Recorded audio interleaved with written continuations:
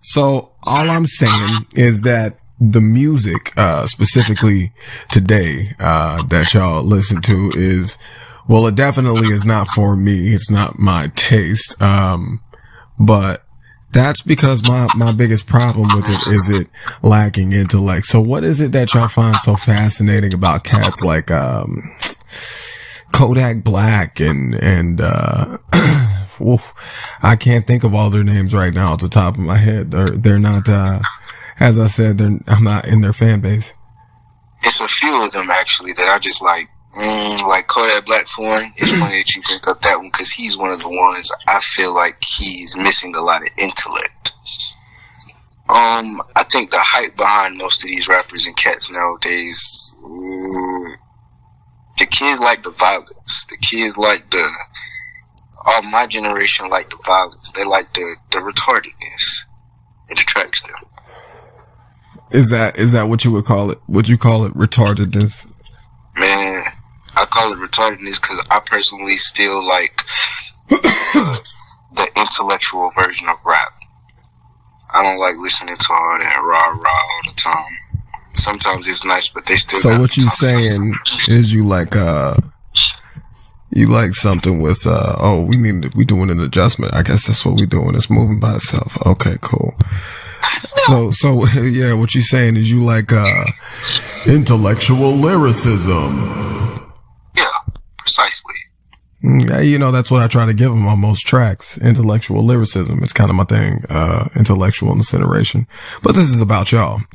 So explain to me fascination with Cardi B. And I don't want to hear the same old titties and ass. And I mean, explain to me the fascination with her music.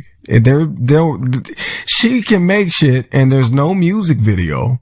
And before anybody asks that's listening, I'm not a hater. No, I'm not fucking with any of that new generation shit. I don't even like new game systems, honestly. You know what I'm saying? The Switch is ridiculous. Fortnite is stupid.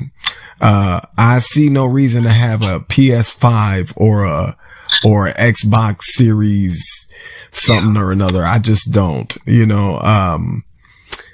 so what's the fascination with this woman, this robot, whatever? It's definitely funny you say it's not the titties and ass because that's definitely all I care about her. But, for real. Cause I don't, personally, I feel like, once again, sometimes she can have some nice bars, but, hold on.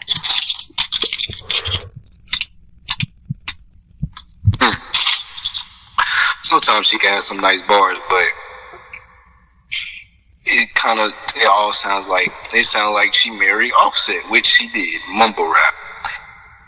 Personally feel like the girls like her because she's another, I feel like the males like her because once again her attributes, but the girls like her because I guess it feels like she's another woman trying to empower. So she married Offset and now she's the Mary Poppins of female garbage music by females. Because don't get it twisted. Like, for females, there are a lot of dope ass female MCs, and I like a lot of them. Like, there are motherfuckers that people don't even know. Like, it's this chick like Dessa, and of course there's Remy Ma. You know what I'm saying? There's MC Light. There's Rhapsody. There's just all types of chicks. You know what I'm saying? There's this chick called Vel the Wonder. I'm like, yeah, like there's all types of female MCs out there that cats don't know about. But and those are the ones that they looking over. It ain't just that. Like, it's this chick, Little Sims from the UK.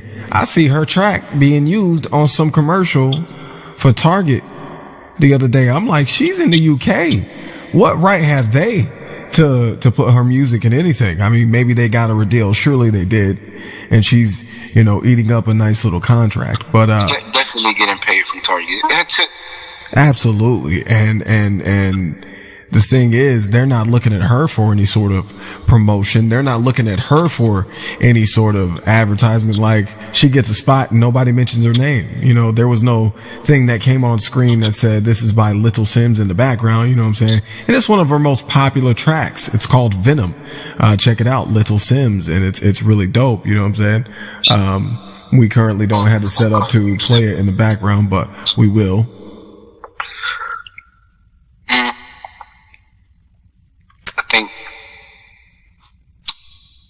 I don't know, because you could look at Remy Ma and the other female MCs, and they don't talk about the same thing Cardi B does. And to me, that's what makes them better. Well, now see, that's where this is where your youth comes in there. What you don't know is that they very often do talk a lot about a lot of the same shit that Cardi B does. They just did it in a different way. They do talk about like robbing niggas and putting roofies in they shit the same way that, you know, niggas do females. And, the whole issue with it is not that, MC or rapper or female MC does that. It's that they stick to that, and that's their whole thing. It becomes a gimmick, you know. One track here, one track there, some violence and animosity and indignation and rage. I get, but your entire gimmick is shaking your ass and implants and nothing's real and nothing's at stake and you're all fake and you don't do dishes and you don't cook steak. I can't get down with it. I can't get down with the thought process behind it or listening to it. Furthermore, I'd be a bold-faced liar to say that some of those beats don't kick. You know, I'm like, all right, that's a cool little instrumental. But when I hear the words come out of the mouth, like when it's up, then it's up, and it's up, then it's stuck. I'm sorry, but as a man, as a 30-year-old man, all right, speaking to a teenager, the only thing that I get in my head is that she's speaking of, giving a man an erection. That's all that I got in my head from that. And if that's not what it is, then it just sounds like nonsense. Like, you can't be talking about cash or making a move or whatever. It's up, then it's up, and it's up, and it's I believe those are the words anyway. I don't know. I don't personally listen to that, but I've heard it a few times on the radio, and I don't know what it means. I don't know what it stands for. I don't know what it is when she says it's stuck. I could say I mean it. I think the same thing you're thinking. Yeah, and it's awkward and off-putting. It sounds like what they're missing is, or not even what they're missing, what they're throwing away is their power as a woman. It sounds like they're trying to. I was gonna make a corny joke and say it's off-putting, like Offset, but perhaps the thing that robbed her of her power as a woman would have been Offset if she didn't take all of his goddamn money, which she did. And before someone says that's a woman thing, I think that's a government thing. I think the government gets involved in on that, because who are you paying at the end of the day to handle your case? A government official. It's not normally, someone you can trust. It's definitely a government thing that made women think it's okay now, because, first it started with child support, but now women want more than child support. They want a Birkin bag. They want a man who pays 100% of their bills. They want a man to do everything while they sit back and do nothing. And that takes every power and independency from a woman herself. Because so, who's your favorite artist? Let's go there. A woman? Or male. We're talking about rappers.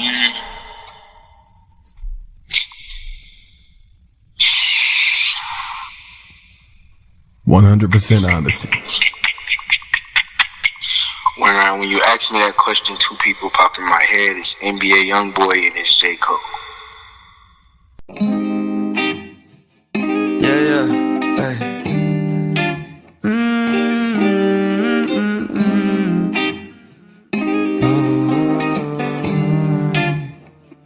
Jesus. You might, the way, yeah, I knew you were going to say Jesus. So, of course, yeah, God damn it. Is that better? So, if there's religious listeners, just get off of the channel. Don't, you unsubscribe.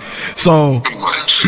yeah, if you're listening also, hit subscribe on District 9 and Black Past Alternate Division, and check us out on Facebook at Black Past Productions and Black Past Productions Affiliated, and also our Black Past Alternate Division on Facebook. Thank you for listening. So check it out. Appreciate it. Well, we gotta sponsor ourselves.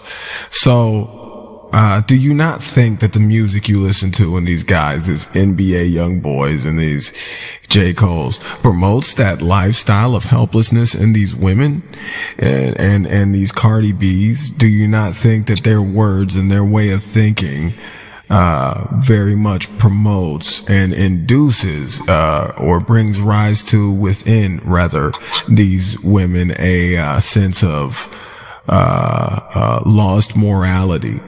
So to say that they can't be themselves because they got to be like the next person or the next gimmick or the next trend they see on TV.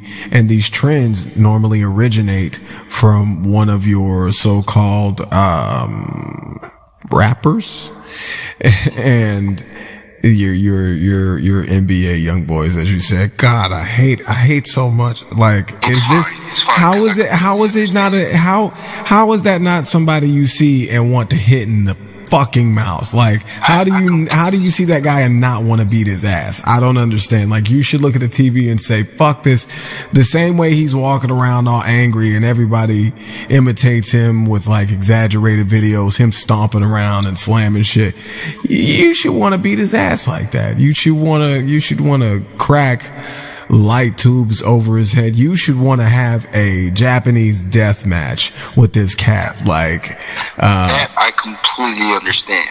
But what I will say is, those two, the two that I have spoken of, they may, okay, NBA Youngboy for it, he is maybe the one out of the two that have probably promoted a woman degrading herself. But he has also shown and told, like, I don't know if you ever actually listened to his music. You probably haven't. Let's not even, he's like the male version of Cardi B. It's just, you can't understand. I couldn't understand him at a certain point.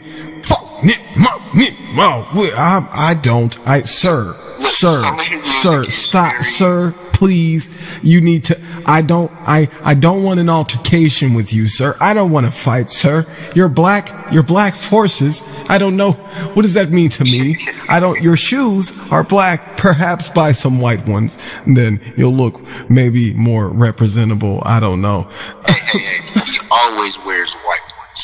But that's besides the point. Look, and for that matter, I don't care what shoes he does wear. He could be wearing Barney flip-flops for all I care. I'm gonna laugh at him, but I don't really give a damn.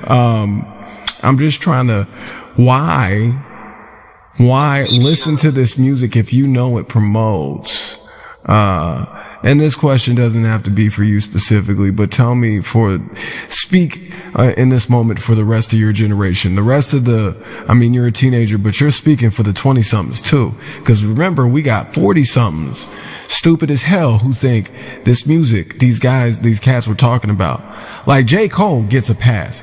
NBA this nigga don't get no pass. You ain't getting no pass, bruh. That's like giving Kevin Gates or the Baby or Boozy a pass because of their popularity. You know what I'm saying? Like, I could give T.I. a pass. You know what I'm saying? I could give, what's your boy's name? Well, there's not a long list of rappers that are bad that need a pass. Like, Jeezy could get a pass. Jadakiss don't need no pass. Papoose don't need no pass. Cassidy don't need no pass. You know what I'm saying? Jadakiss can miss that shit. Jadakiss can missed that shit. Yeah, Jada Kid's quick to hop on your ass with some realism, boy. He get you. He's got a lot. He's got enough intellect to spit it like, you know, gangster shit, and then still have intellect. And while you might hear me do some of that on my music, I'm not talking gangster shit. I might talk violence here and there, but it's only that which I've done in my own past. Kids, do not try what I try at home, please. We're speaking with Chris right now. This is the Psychs World audio show. Thank you for listening.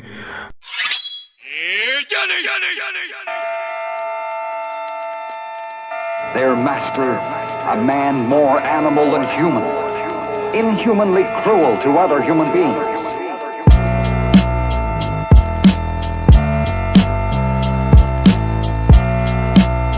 So Chris, I just really want to understand real quick, cause we got to fade out, momentarily here.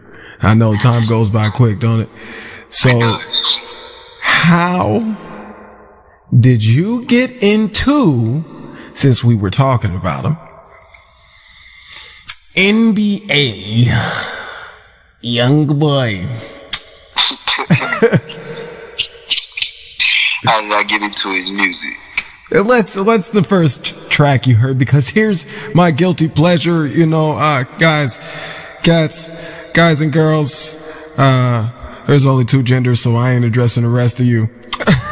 Be offended if you want. Hey man, there's to some people, they think there's thousands of different genders. There's Zoots-a-Zazzits and Whoops-a-Wazits and Doozy-Daisits and all the who's in Whoville. Like, no, nigga, I ain't down with that. So my guilty pleasure was Wiz Khalifa for a long time, and even now I'll still play back a track or two. You know what I'm saying? I can't even think of that freestyle he does where he's got like all these bottles on the table, and it's the something freestyle. But the first track I heard from this cat was This Plane, and to me that was everything, because I was in high school and the music was clearly made to target those in high school. Even though this cat is not our age, you know what I'm saying? He's perpetrating a lifestyle that we wish we could have, even though we're not going to have it. So, you know, we're going to miss this plane, this plane. And, you know, it was a cool track for a cool time, you know what I mean?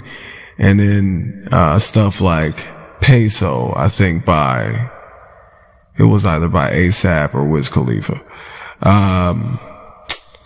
You know, there were tracks that, like, I understand how y'all get to where you get, but why, bruh? How? What's the first track you listened to by this young boy?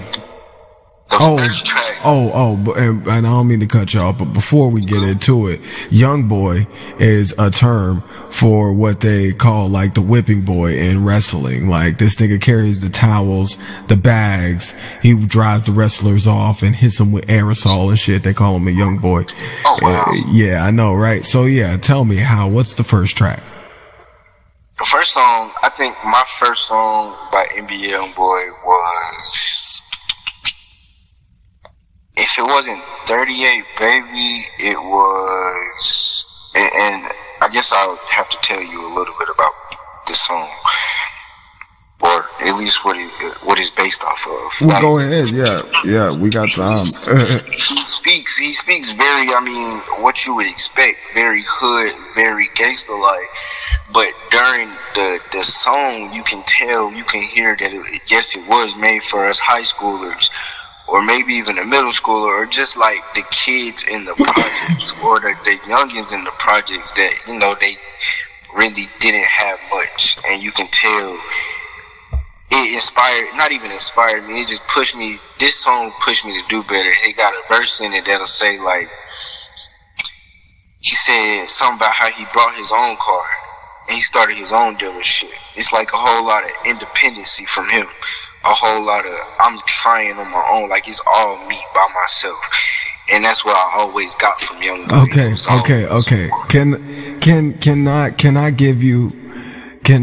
Before we stop this, can I give you a cat to listen to replace NBA Youngboy entirely?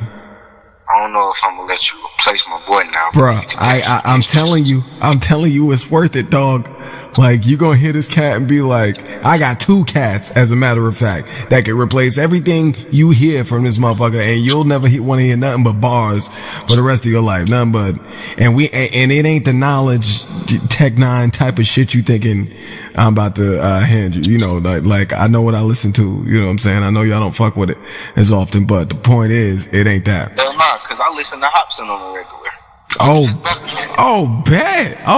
Bet. Y'all, I want y'all to hear that. This 17-year-old who we just were discussing, like how trash NBA Youngboy is. This nigga listens to Hobson and he knows that these mainstream cats ain't touching your boy Hobson. Like, I definitely know that most of these niggas are not touching Hobson and what he speaks about, what he raps about, and what he stands for. Right, Marcus motherfucking Hobson. God damn it.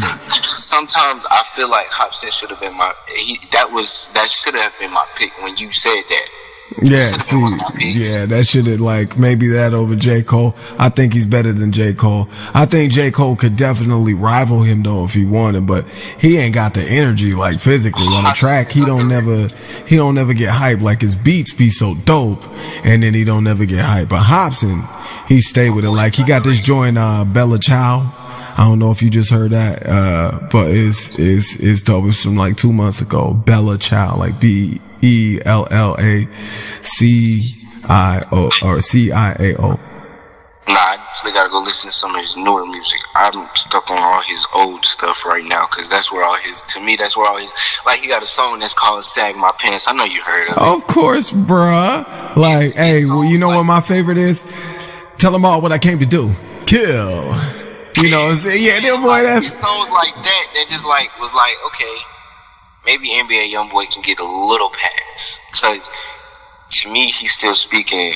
He might not be speaking exactly. Okay. Here, let me give you 2 cats here. I want you to take them down. I want you to write them down. You gotta give them to me. Okay, and I'll probably text it to you when we're done with this. We're gonna go first. Eric Kane. ERIK. Okay. CAIN. All right. And then the one that will replace NBA Youngboy ultimately in your life. LGP Qua. That's LGPQUA.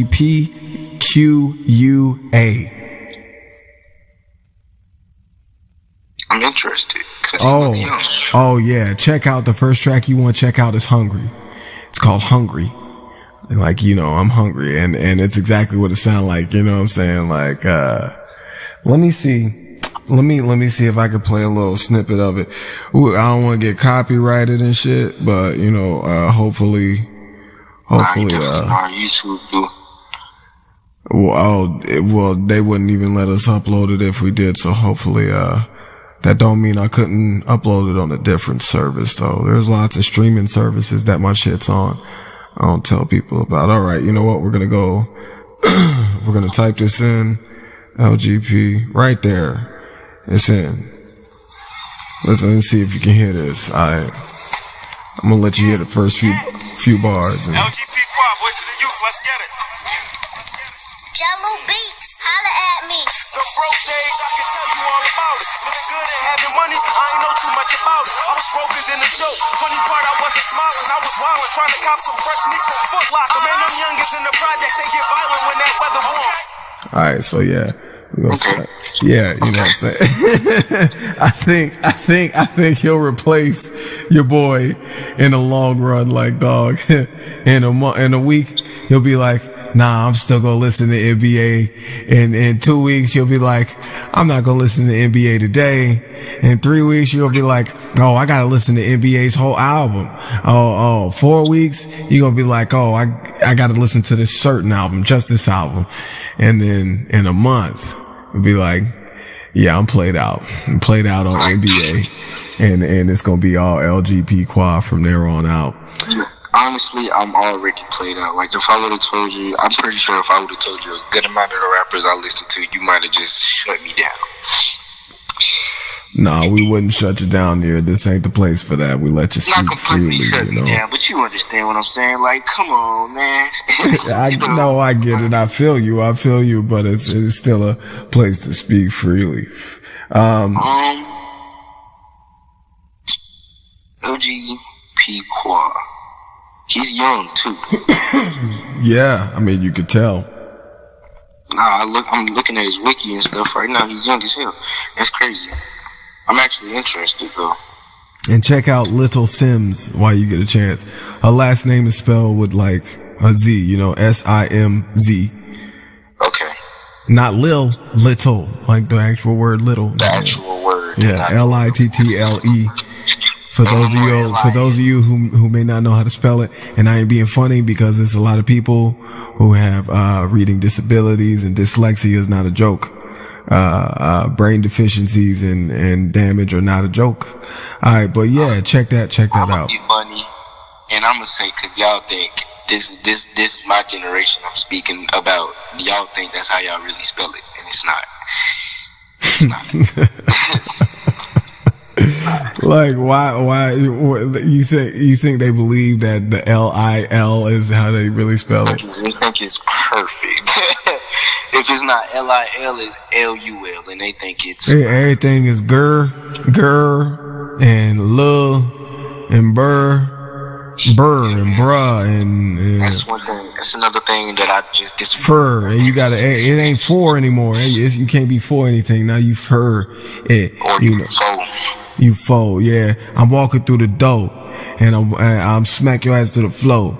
Like, bro, what happened to walking through the door and walking across the floor? You know what I'm saying? Like, I miss those. You know what I'm saying? Like, it's like, people from Boston can't say the fucking R. You know what I'm saying? When they sing Sweet Caroline at a bar. You know what I mean? Sweet Caroline. I'm like, yo, where's the R at, bro? Y'all missed the R. Like, and that was just like everybody does stuff like that on purpose. Like, it don't matter where you're from.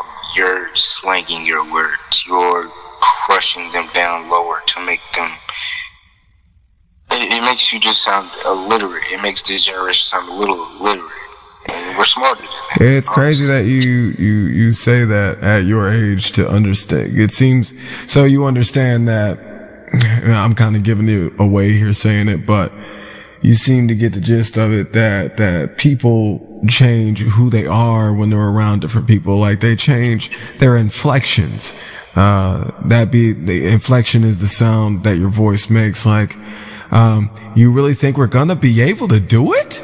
No way! You know, it's the sound that your voice makes, almost like you're singing when you're speaking. But, people change it when they're around different people. People change it when they're in different areas, you know, and they're around different groups, you know what I'm saying? So it's strange that at your age, you'd understand that.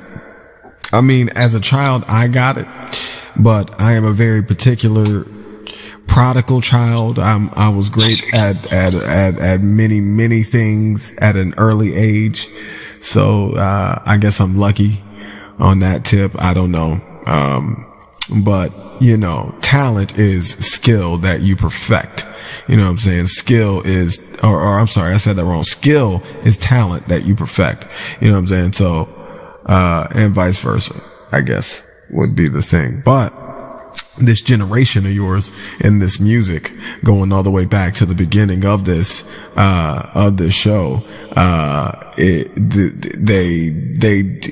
that often that they don't have talent, or that if they do, you could say that there's good guys and there's bad guys in rap, okay? And you know how they say, use your powers for good or evil. The cat you're listening to, it's almost like they're using their powers for evil. And precisely. And that's the best way I can sum it up for you and anyone who's listening and couldn't comprehend before now. But Chris Pitt, I'm pretty sure that's your last name, right? Pitt. Yes, sir. Yes. I want to thank you for, joining us today. We will talk more again. We'll probably have you back for the last episode. You've been like the best guest so far, you know. Everybody else is only able to talk to, 11, 15 minutes.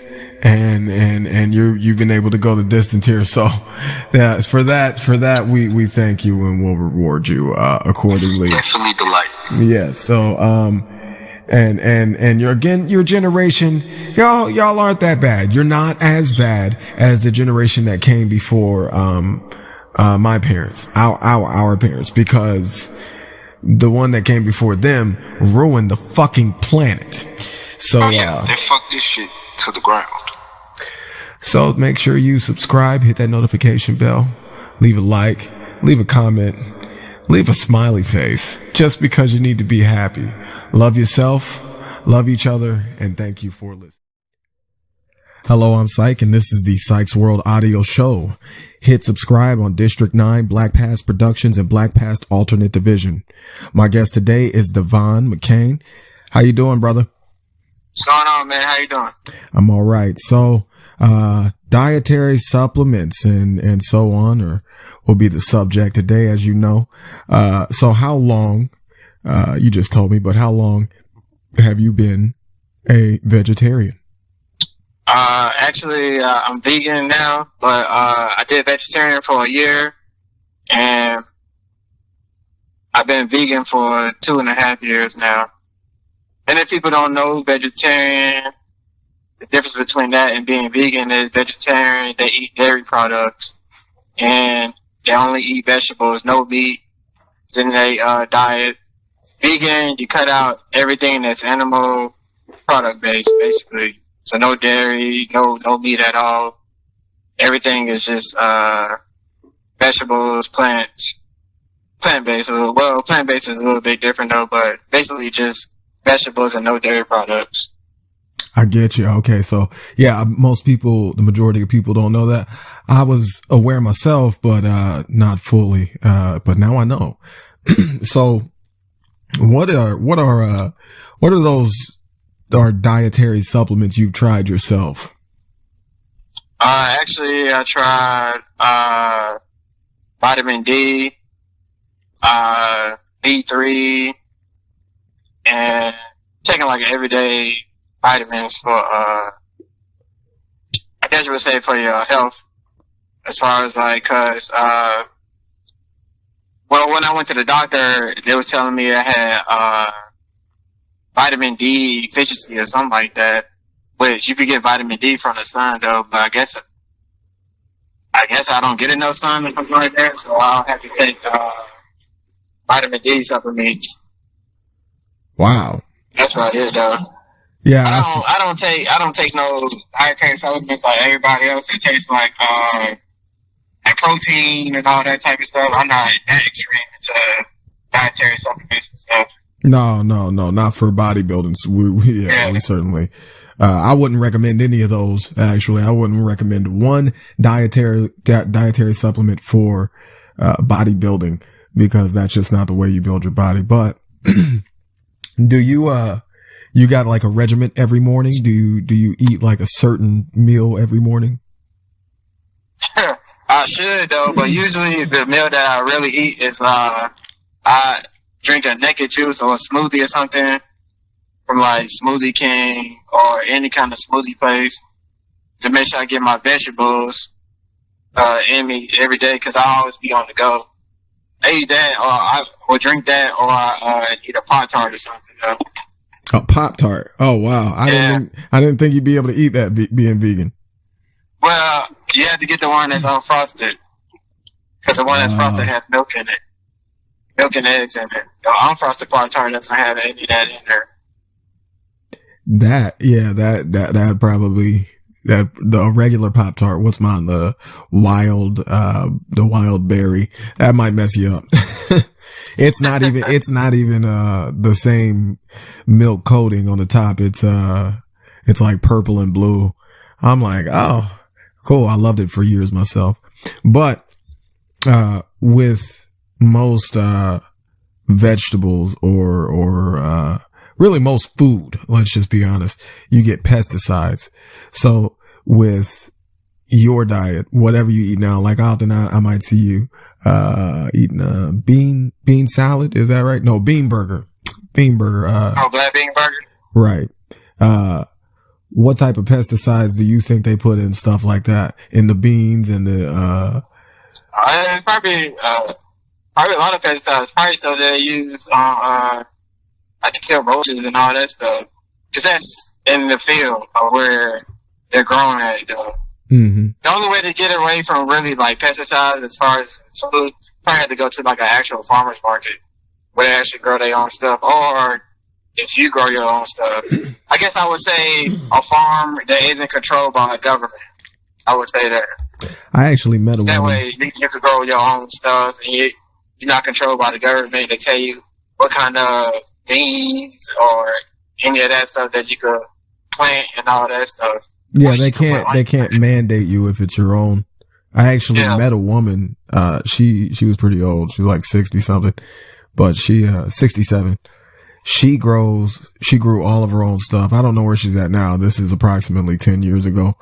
And everything in her garden was pure. And when I say pure, like I tasted one thing and it was a peach.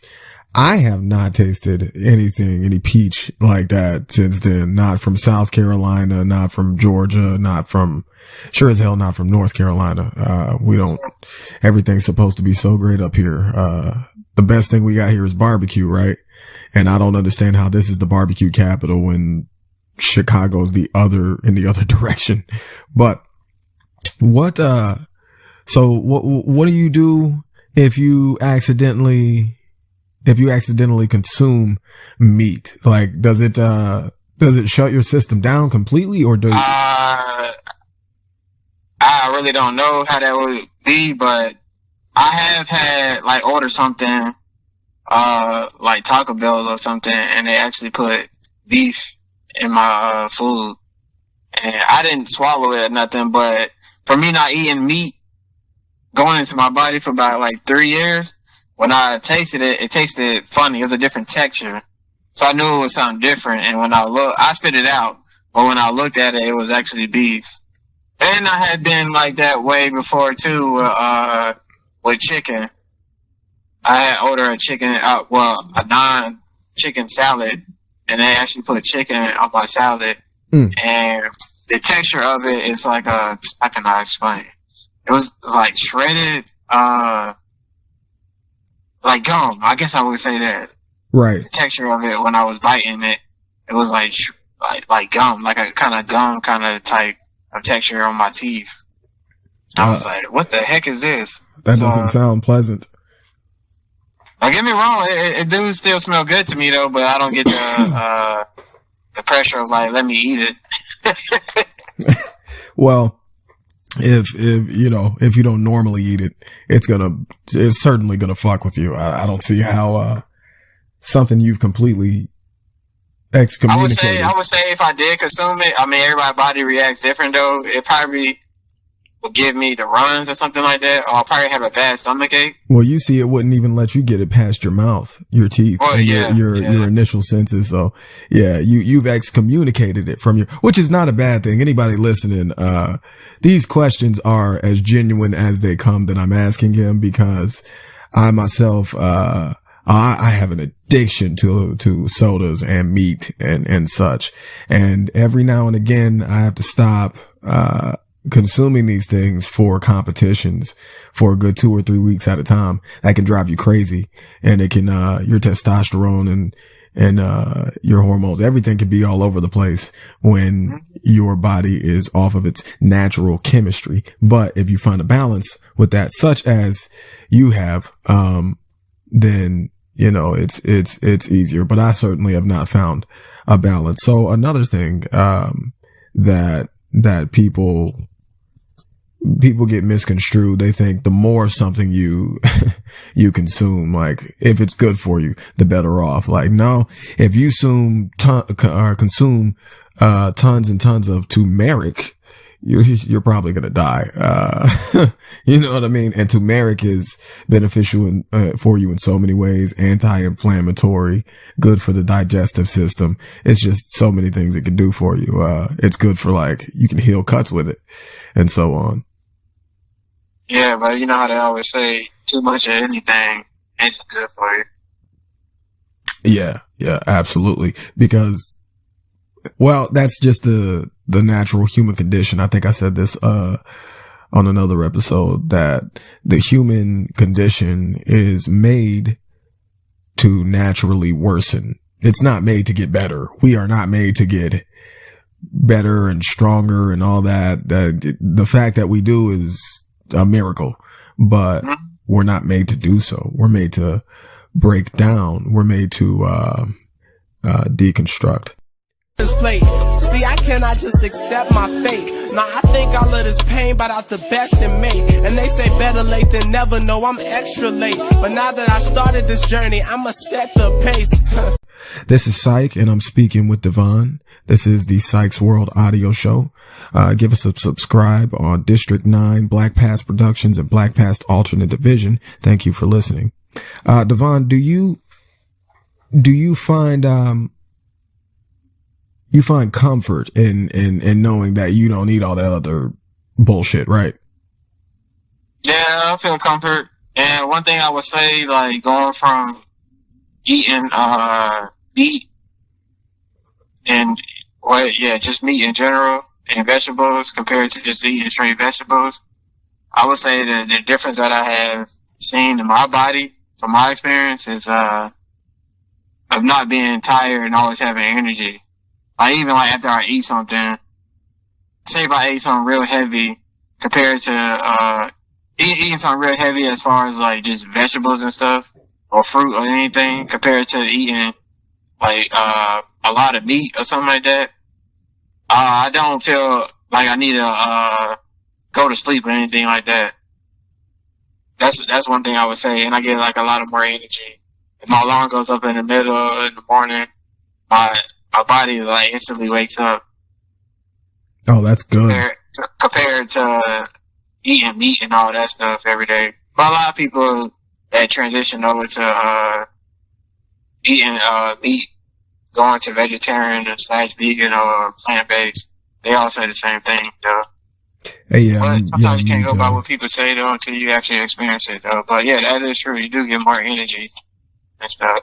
The meat certainly is the, I don't know, that's the lung blower, I would suppose.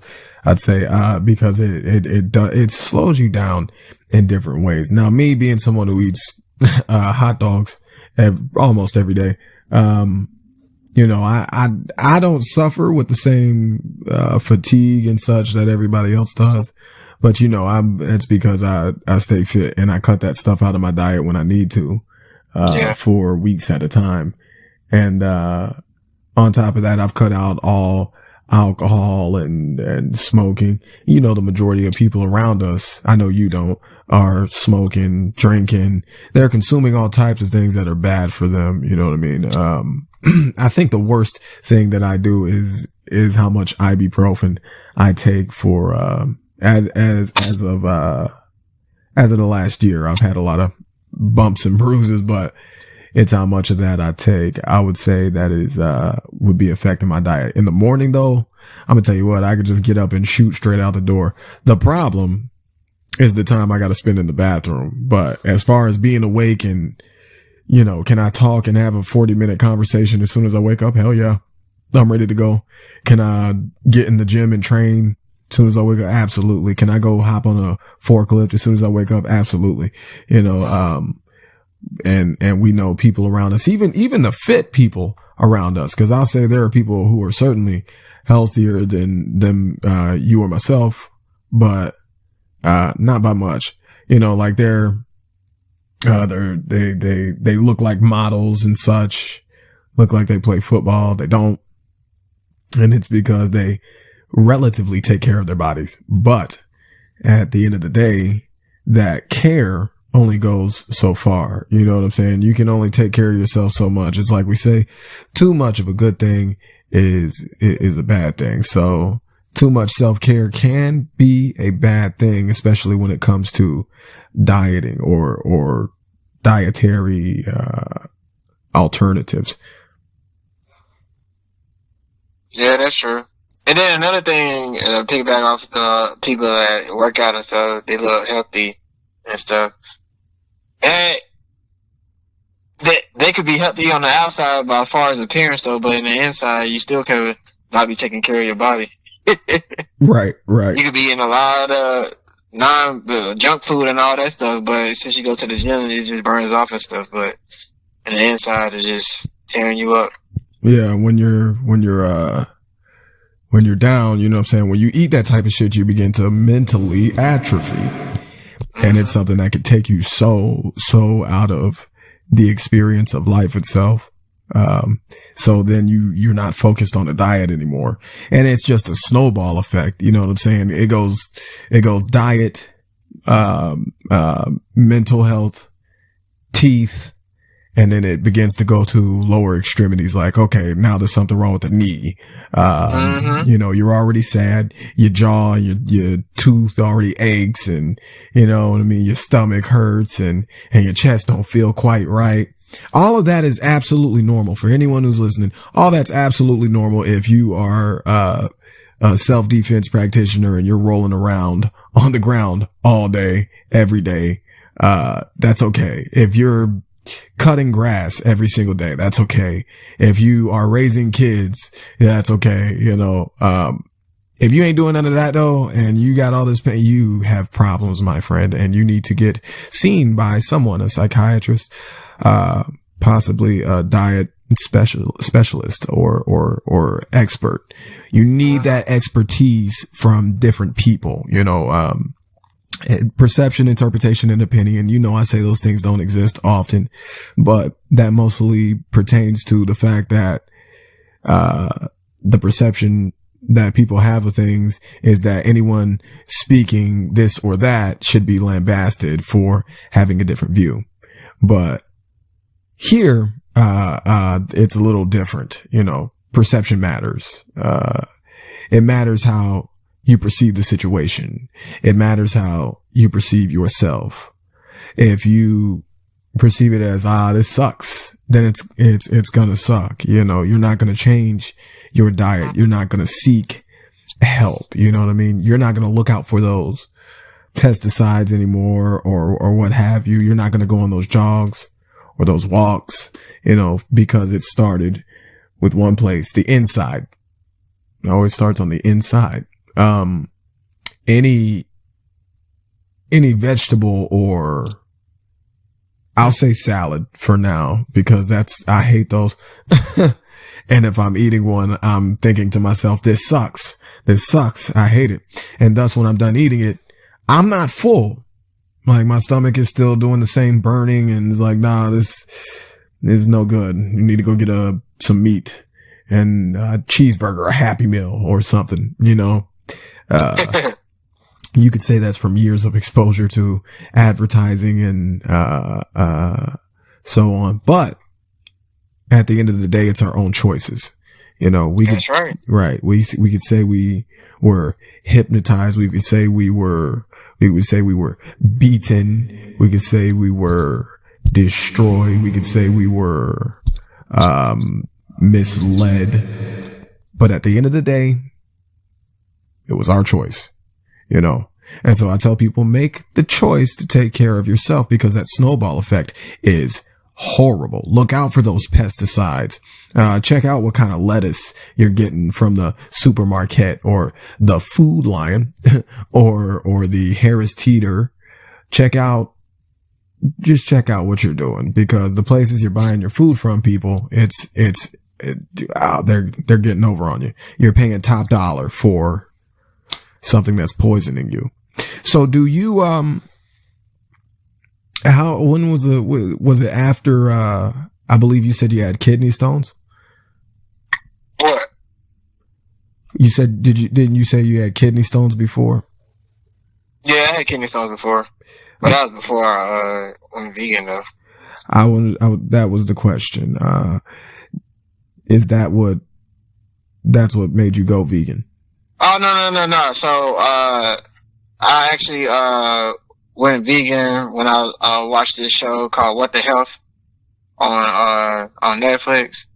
And I watched, Forks Over Knives. But I just watched the show, then I did my research before I actually went vegan. I didn't jump all the way into it and stuff. Cause you can't believe everything you see on TV and stuff. Right. So I did my research and stuff. And I didn't, some people would go cold turkey and stop eating meat and stuff. I wouldn't advise that because it puts your body into a shock. Right. So I gradually went, first I went vegetarian and then I went vegan. But, I haven't ate pork in 7 years. So that was a no-brainer. I didn't have to worry about, cutting the pork out. But I transitioned to go, I only ate beef once a month. And then some months I would skip and, not eat beef at all. But I always ate chicken. And so then I gradually, just stopped eating beef. And then, chicken, I quit that cold turkey. I did do that cold turkey. So you've had a longer journey than what I thought or what any of us thought. I bet them longer than what the people who are listening thought, you know? Yeah. So, fish and shrimp and seafood and all that stuff, I never really ate that much. So I guess you could say I did that cold turkey too, cause that really wasn't in my diet like that anyways. But chicken, I quit that cold turkey. And then after that, I went vegetarian for 1 whole year. Then I was still reading up about being vegan and stuff. And so then I just went vegan. I cut dairy products out. I'd say the hardest thing transitioning from vegetarian to vegan to me will be cheese, because I love cheese. So as I was being vegan, I had to find a substitution of cheese, and there was only a handful of companies that you could count on your hand that actually was making cheese. Right. And a lot of them was nasty. Yeah. A lot of that stuff was nasty. Right. I mean, there's a lot more companies now that make cheese, though, which I would say, to me, out of all the cheese that I really like, that tastes like cheese to me, I would say, Chayo, I think that's how you pronounce it. I'm about to say, don't hit me with Kraft, man. Don't tell me. Oh, nah, Kraft actually, they haven't made no vegan cheese. That I believe, but I don't know if they own those other companies. No, it's most certainly bad for you. I just had a box of that macaroni and cheese the other day. I'm like, wow, this is delicious. Cause I'll be yelling at white people for not being able to make macaroni. And then, you know how we as black people are supposed to make macaroni, it's supposed to be baked. I hate baked macaroni, but then I don't like white people to make it because they oversaturate the shit. I was like, yo, did you put queso inside of this or something, bro? No. We put extra cheese, bitch. So you like your cheese? I would call it watery. It's not stick together. Right. No, I don't like it. So you like yours loose. You like your noodles loose with the cheese. You don't like it all stuck together. I like the cheese to be within the noodle and on the noodle, not like through the whole of the noodle, but through the texture of the noodle. Like the noodle itself is now yellow, but that's done with a powder. That's the whole thing. And the Kraft mac and cheese, it's done with a powder. In most macaroni and cheese boxes, it's done with a powder. That powder, I can only imagine if you swallow it, dog. You're eating this on some noodles. Okay. Imagine if you just swallowed the powder. You most certainly would probably die. Yeah, that's true. Yeah, but it's the Kraft mac and cheese is just a no-no. It's a very bad thing. When was your last hot dog? My last hot dog?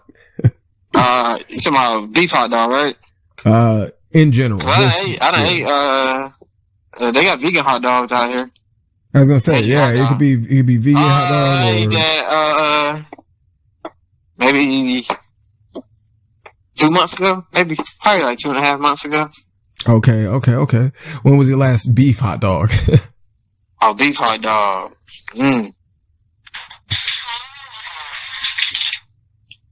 I would say maybe probably like 5 years ago, maybe. Probably like a cookout or something. Wow. 5 years ago from the cookout the restaurant or a cookout? No, a cookout, a real cookout. Oh, okay. That's cool then. I'm about to say, damn, the last hot dog you had was from the cookout restaurant. That's terrible. That's the driest goddamn hot dog you'll ever have. You will ever have in your life. Like, it's like a Popeye's biscuit inside of a beef stick or something. It's disgusting. And then they burn the bitch every time. Every time. You get gristle on it. Folks, if you listening, do not get shit. Don't get no hot dogs from Cookout. Just don't. Don't get no milkshakes from Cookout. Cause if you get a milkshake from Cookout, you ain't drinking it till tomorrow. Like, you can't even eat that bitch today. You gotta just. Then you gotta use a spoon. You can't even use the spoon today. That's how cold it be now. Like, it's completely fuck frozen. Oh, we had to extra freeze it for the COVID. Like, I'm sorry. That sounds stupid. You mean you left it in there for 7 months and decided to give it to us today? Like, all right. But, so why is or I should say, what is the reason we've got a reason why you went vegan. What is the reason you will never go back meat, beef, pork or any of that? I would say because, you don't know what they put in the food these days now. Basically, it's too late. Yeah. I see. Like even like cows, they don't need, like, cows supposed to eat grass. Why are you feeding cows corn? Like, that don't even make sense. I need to go ahead and look this up. I need to look that up my damn self. I didn't know they was feeding them corn. Yeah. So niggas are out here eating gasoline. Oh shit. That's crazy. We're gonna die. Well, you might be alive, but rest of us might die. But yeah, that's all it goes down to. You don't know what they're feeding it. I mean, even it don't even have to be just meat in general. I mean, like we was talking about earlier with the pesticides. I mean, they spraying that over the fruits and vegetables and stuff. Well, I guess we would have to all go back to, old times when you gotta grow your own stuff, man. I think, and I'm pretty sure at this point, what they're doing to the food is intentional. It's obviously no mistake. We see what they feed the pigs. And then those people, the people that eat the pigs, you know what I'm saying? Like, they're probably the sickest, like pork is. I mean, pepperoni on your pizza is one thing. Pork hot dogs and pulled pork and pork sandwiches. I don't even know why you'd want a pork sandwich, but, yeah, it's just bad for you. Their skin has been likened to human skin. Mm-hmm. Disgusting. Where those people are cannibals.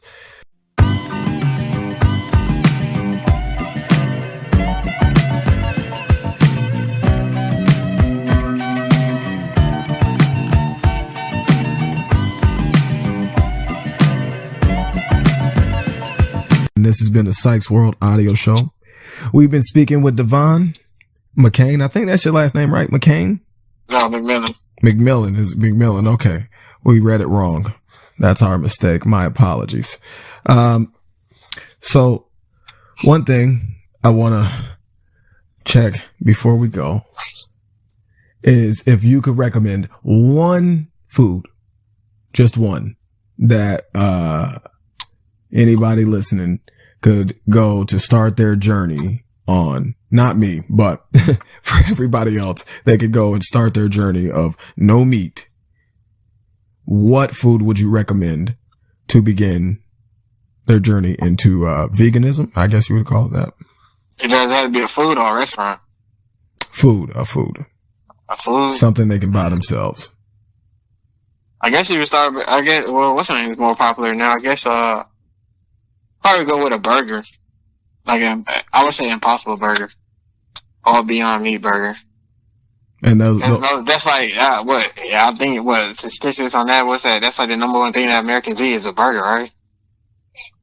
I think so. It might be different now. So I think it's actually tacos now. I don't know. Tacos? Yeah. Taco Tuesday. I don't know how the fuck we got there, but that's what they do. Like that's what this country does. It very. Yeah, I would recommend them to start a burger. All right, y'all heard it here first. Devon recommends you start on a vegan burger first. If you hope to completely give up meat and begin your journey into that of being a vegan or becoming one. Devon, thank you for joining us today here on the Psychs World Audio Show. These talks can be long-winded. They can be serious. They can be heated, confrontational. They can be relaxing, awkward, and off-putting. But we thank everybody that puts their time into this. McMillian, that's your last name, McMillian. We'll remember that for the next time. We might have you back for the last episode. I'm not sure yet. We'll see. The last episode won't drop till next year, you know.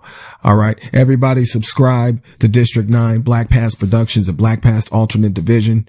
Make sure you hit the notification bell, leave a like, share it, and leave a comment. Yeah, it's hard to deal with everything I'm ignoring. And to be real, I probably won't even show it. I don't know why I wake up every morning. You don't know why you're with me in the moment.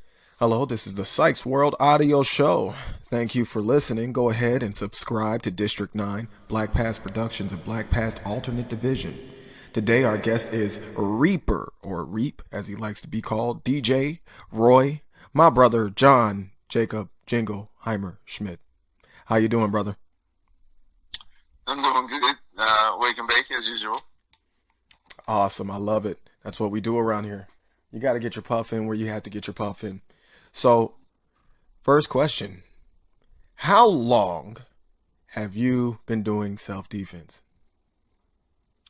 I mean, I started when I was 6, and I got out of the official training when I was 16 or so. So about 10 years. A decade, a good decade. Wow. That's nice. So, what is your favorite, well, let's not say form because forms are kind of subject to practice. So what's your favorite art? What's your favorite style? Honestly, when I was growing up, it was Kyoshin karate, but now that I'm older, I don't like getting hit so much, so I like to take it to the ground, do some Brazilian Jiu-Jitsu, grapple it out. Favorite move is the Gamora. The Kimura. Kimura. Yeah, my bad. I was watching, Guardians of the Galaxy. we all love Marvel. Praise Marvel. Praise Marvel. I don't want them to kick me off of YouTube. So, with the Juju Katami, tell me something. Have you seen the variation of this, the newer variation of it where the elbow is pointed out and the forearm is pushed inward, the hand's closer to the chest, and then you bend and then push the arm back over towards their other arm? No, I haven't. It is fascinating. I recommend you check it out whenever you get a chance. The intensity for these moves that these kids are doing today. As I said, I won't speak a whole lot about myself, but when I have to train my students, they range in age from 10 years old to 68 or 65. But that means that every method I'm using, it has to be universal, but still adaptable to situations. You have to explain to a child why they can take this pain, and it's okay to cry, but with the ever advancing plane of martial arts and self-defense and all this crazy stuff that these kids can do today, they're not even focused on pain anymore. They're more upset when they can't deliver. You know, they're more upset when they can't do the maneuver properly because their body Well, just. I think that speaks to more of the character of the individual, you know? Because anybody really focuses on pain, we're not going to highlight that as much as, you know, somebody that's able to strive through it, and more people that strive through it, they're more perfectionists. It's an art craft, after all. And I think they're showing more like the artist spirit in it, you know? Absolutely. And the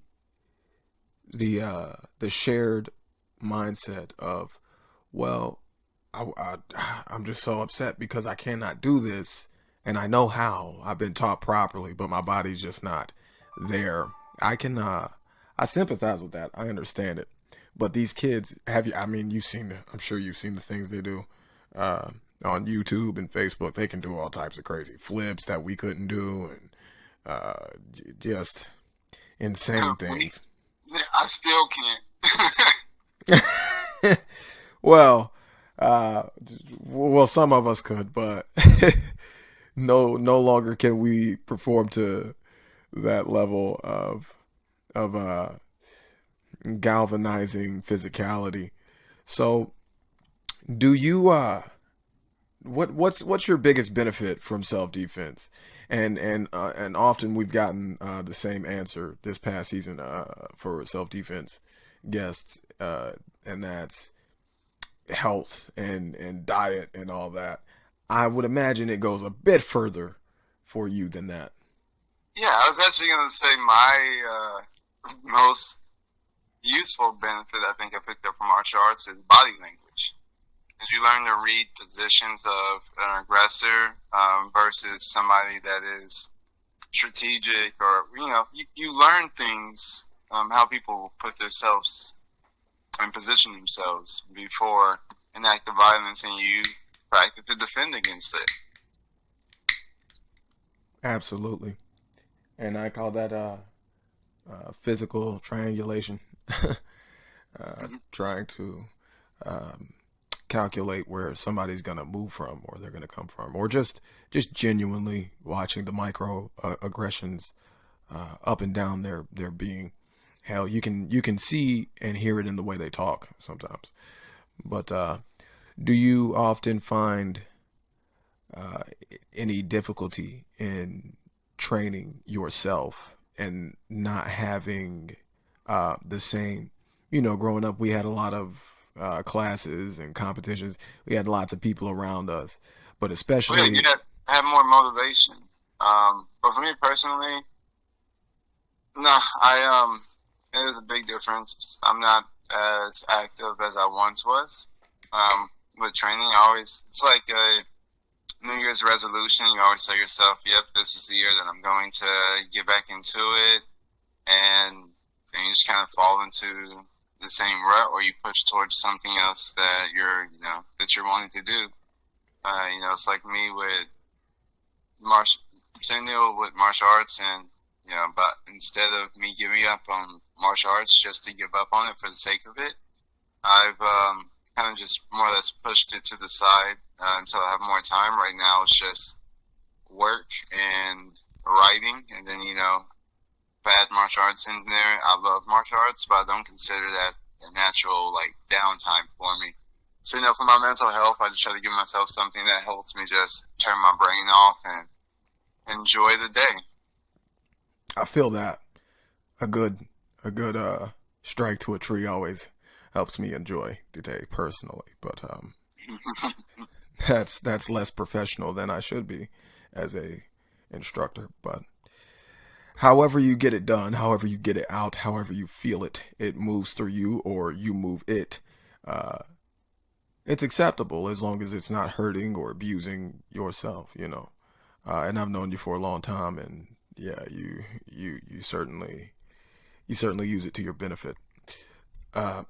So moving from, let's make a strange transition into a unknown, bewildering segment that we like to call Valley of Thoughts. Valley of Thoughts. Do you remember the year? I'm thinking 2015. Almost. It goes over the span of 4 years from 2014 to 2018. I'm almost. I'm just in the middle of it. So, do you is it let's get this one off the table here. It's not really an elephant in the room, but I've been curious. Are you satisfied with that album? No. Not by any means. Nope, not by any means. And main reason is a couple of reasons. Partially on myself, most people are. On top of that, pretty sure I could do better. But like everybody, being natural in front of the camera versus being natural in front of your friends or freestyling and stuff like that, it's a complete different beast, and it's something that I would have needed to. I felt like I needed to practice more on for the delivery of everything, and not just some of it felt rushed to me. But I did have fun with the project overall. Oh, it absolutely was, without a shadow of a doubt, rushed. That's not your fault, though. I'm sure you know that, though. That is all on me, rushing the project in turn. I think I called you every week, and I'm like, dude, we got to get this done. But I was under quotas that had nothing to do with y'all, and trying to get as much content for us as I could. But rushing y'all, that certainly wasn't the way to go about it. Especially considering the other MCs in District 9 throughout the years from high school and on. I always gave all of them weeks and months at a time to do stuff. But going forward, what do you think your next project would be? You got a name of something? You got a title? You got like an enriched ideal or idea? Well, for music, none in the foreseeable future right now, but I do have a couple of other artistic projects going, some short stories and graphic, really web comics that I'm going to be starting. And I have an artist, I have a co-writer, and right now everything's just having the blueprints put behind it, getting the bare bones to really be quality, so we can build something that is fantastic out of it and make it something of our own. And maybe once that's established, I'll take a break into it. I'll probably look at doing some musical stuff and inspiration. 'Cause you can't make old friends.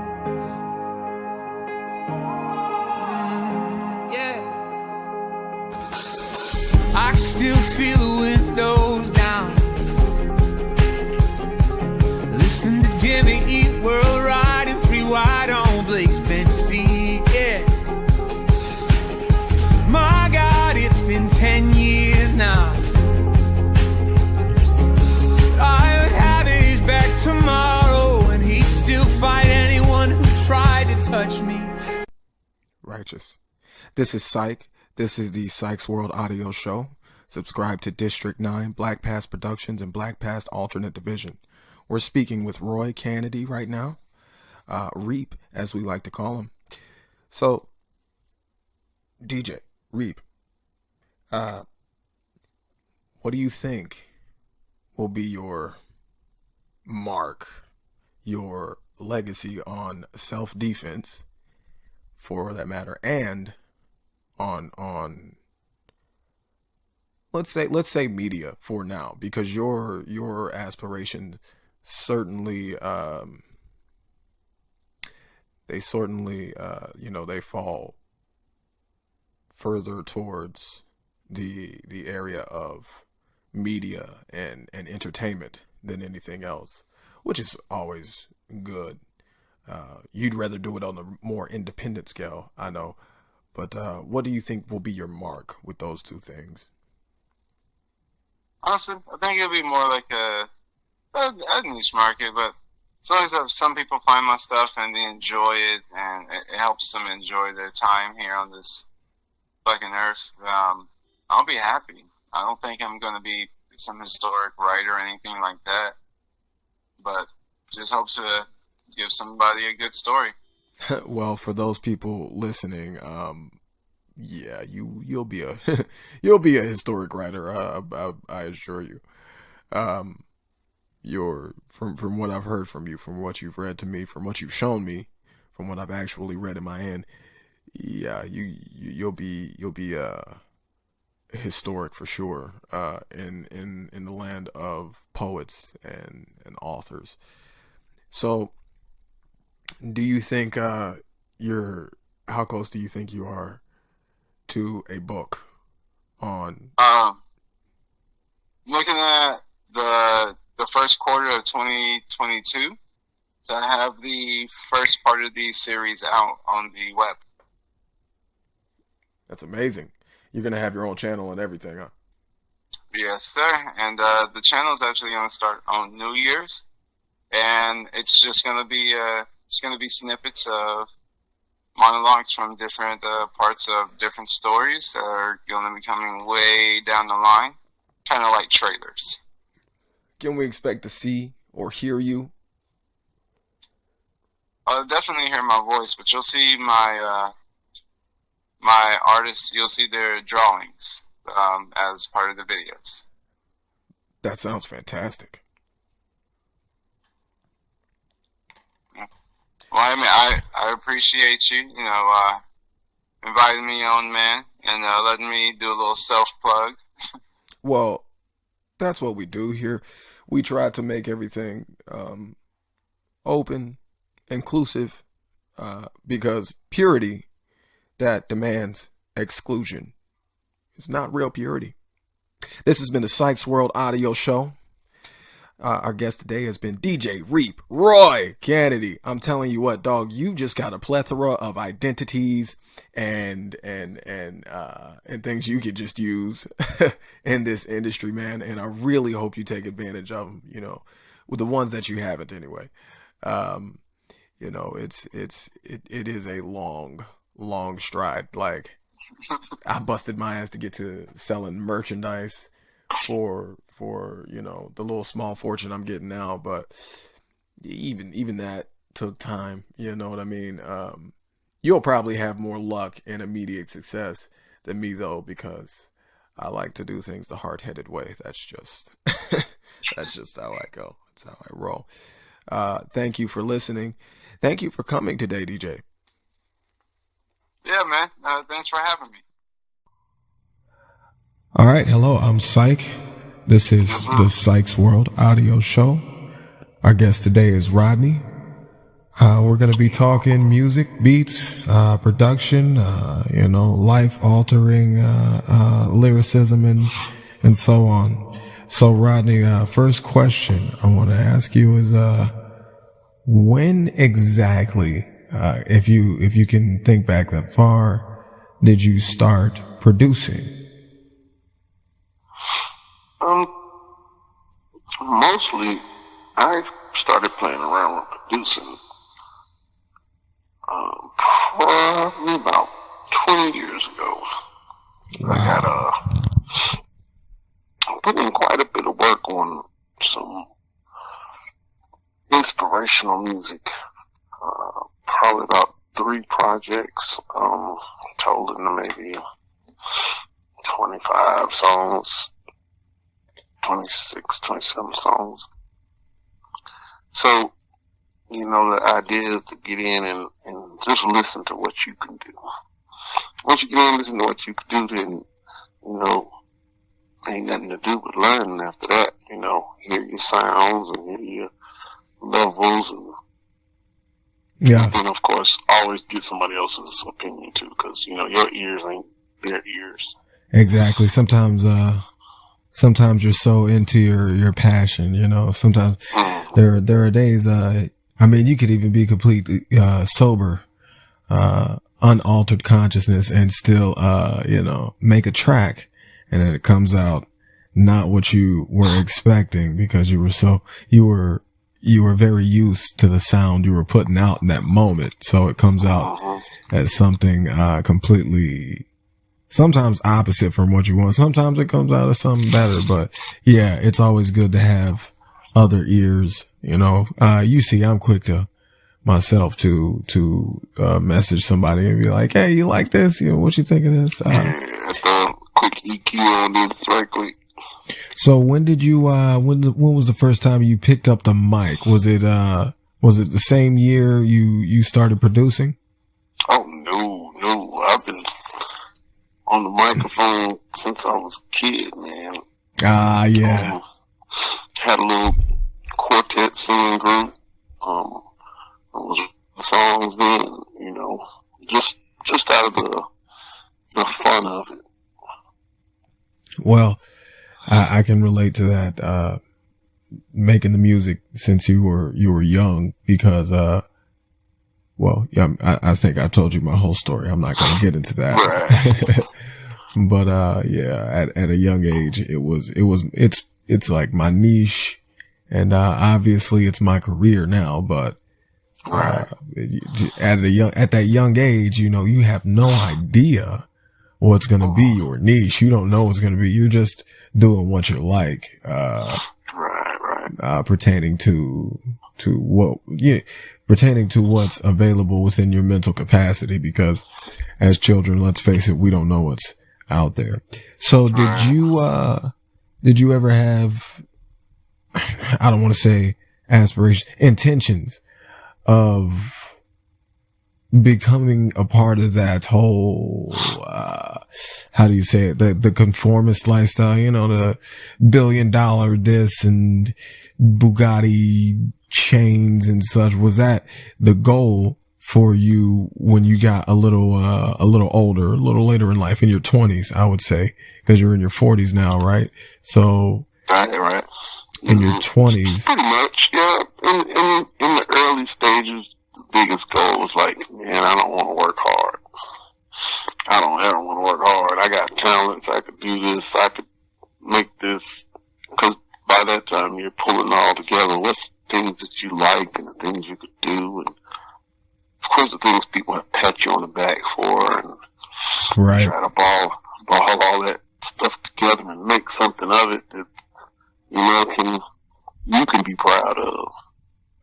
And sometimes, sometimes people are proud of you though when you're not satisfied with your craft, you know, and that goes back to what we said before, you know, you get overly excited, making your whatever it may be, just your vision. Whatever music you're passionate about. Yeah.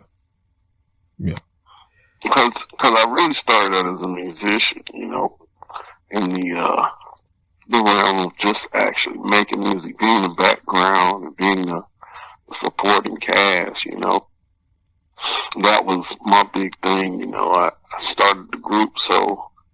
Well, I mean, if you don't mind the compliment, you're much more of a leading man than you know, the guy in the background. You can. You know, I'm sure have you ever worked with it's something in the last decade they've created, but I've used it a few times myself. It's a program on the iPad, kind of like a beat program, but it allows you to control the sound in-house, when you're doing a show. And so you can control like a live PA type. Exactly. Yeah. And it's just highly advanced now. It didn't used to be like that back in the day. You used to have to sit in one spot to control the sound from the front to the back of the building. Now you can just walk around with this iPad, and this program is like, I don't know. It's expensive. I can't even, I don't know what the price is. I don't want to say it. Are. Yeah. Most of them are. I mean, even just any, software for recording. You might get like a starter pack if it's a cheap one, maybe $20 or $30. But 9 times out of 10, if it's professional, your starter pack is going to be $120, $200, and that ain't even the whole program. You actually have to go to the website to get the rest of it. Oh, so, yeah. I mean, they're usually 1,000. It can be up to 9. Cakewalk. With Persona, I think it's like $900, $899 or something like that. Hell. You don't even get a control surface. You're just getting the program. Sometimes they throw in a interface, but mostly, I'm saying that program's supposed to stand alone, and you really have to decide what's important for you when you make those decisions, because it works good and it does what it's supposed to do, but if you're not professionally motivated, it's going to be a waste of a program. I'm telling you, it's like sometimes they can have the program, and here's my thing. If you get down to the equipment and see that the MPD cost you $200 and you say, that's too steep, maybe I'll put it off for another time, then this thing ain't for you. You know what I'm saying? Like, there are cheaper ways to do stuff, of course. You could do everything digitally if you want and try to never get any hardware. But at some point, you're going to have to, shell out money for that compression software, because it's not, it's not just going to come, in some cheap package. Cause that's what every professional uses, is, compression software. I mean, it's, if they don't, they're using the hardware. Yeah, exactly. And Stacks is not cheap either. You get usually a stack is like 4 to 5 units that you run compression through, and you have to, check gain and check your levels continuously, because you might be feeding some outboard sounds, white noise, all that stuff. Yeah, it can be tricky too, because you can spend a good 2-3 hours checking everything. And this is after you finish setting up, because as you know, the initial setup could take you a day, for some of those units. But, after you run something through, the only way you end up noticing that the sound is off is when you play it back on a speaker or something, or you're able to upload it to your, or move it over to your phone or something. You play it back and you're like, wait a minute. This sounds off. I could have sworn I checked everything. Well, that's because it sounds like this over here, and these units they're not made to tell you how your final product is going to sound.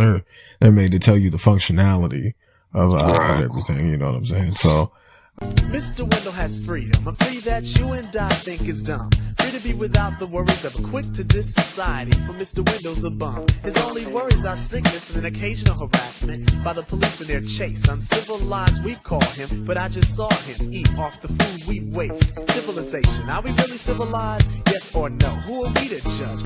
This is Psych, and we're speaking with Rodney right now. Go ahead and give us a subscribe, click on the notification bell. Subscribe to District 9, Black Past Productions, and Black Past Alternate Division. So Rodney, when do you think your next show will be, now that everybody's back to their, let's say, regular lives? Well, I'm actually in the process. You kind of hit a little closer where I died under discovery, with that. Got a couple of folks that's looking at the old school concerts that they've been having out in the I guess that's in the Indian land, and it's not even Valentine, it's more of what is that, Hickory area, I guess. But they've been opening up and having some live outdoor shows. So got a few folks that's trying to promote me. Right now, just putting in the live promos that I'm gonna be doing. The next live show will possibly be the 22nd.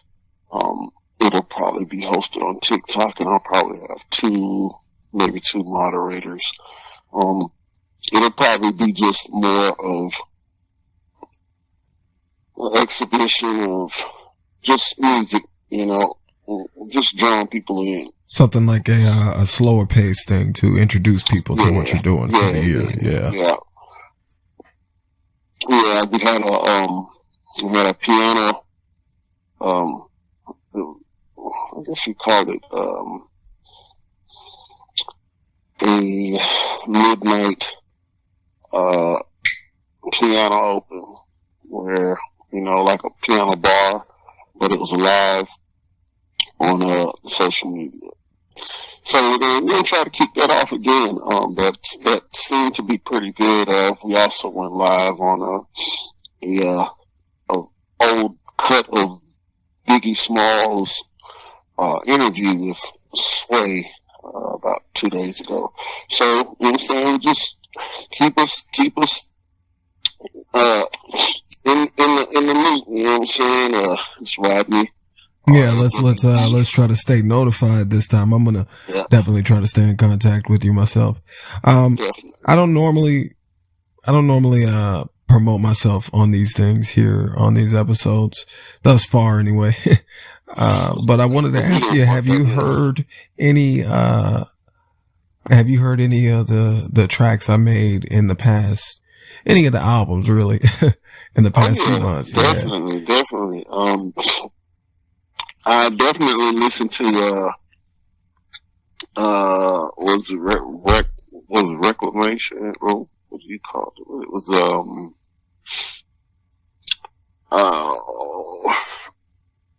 man, I'm gonna have to go back. Say it again. What was the name you called it? I think it was Reclamation or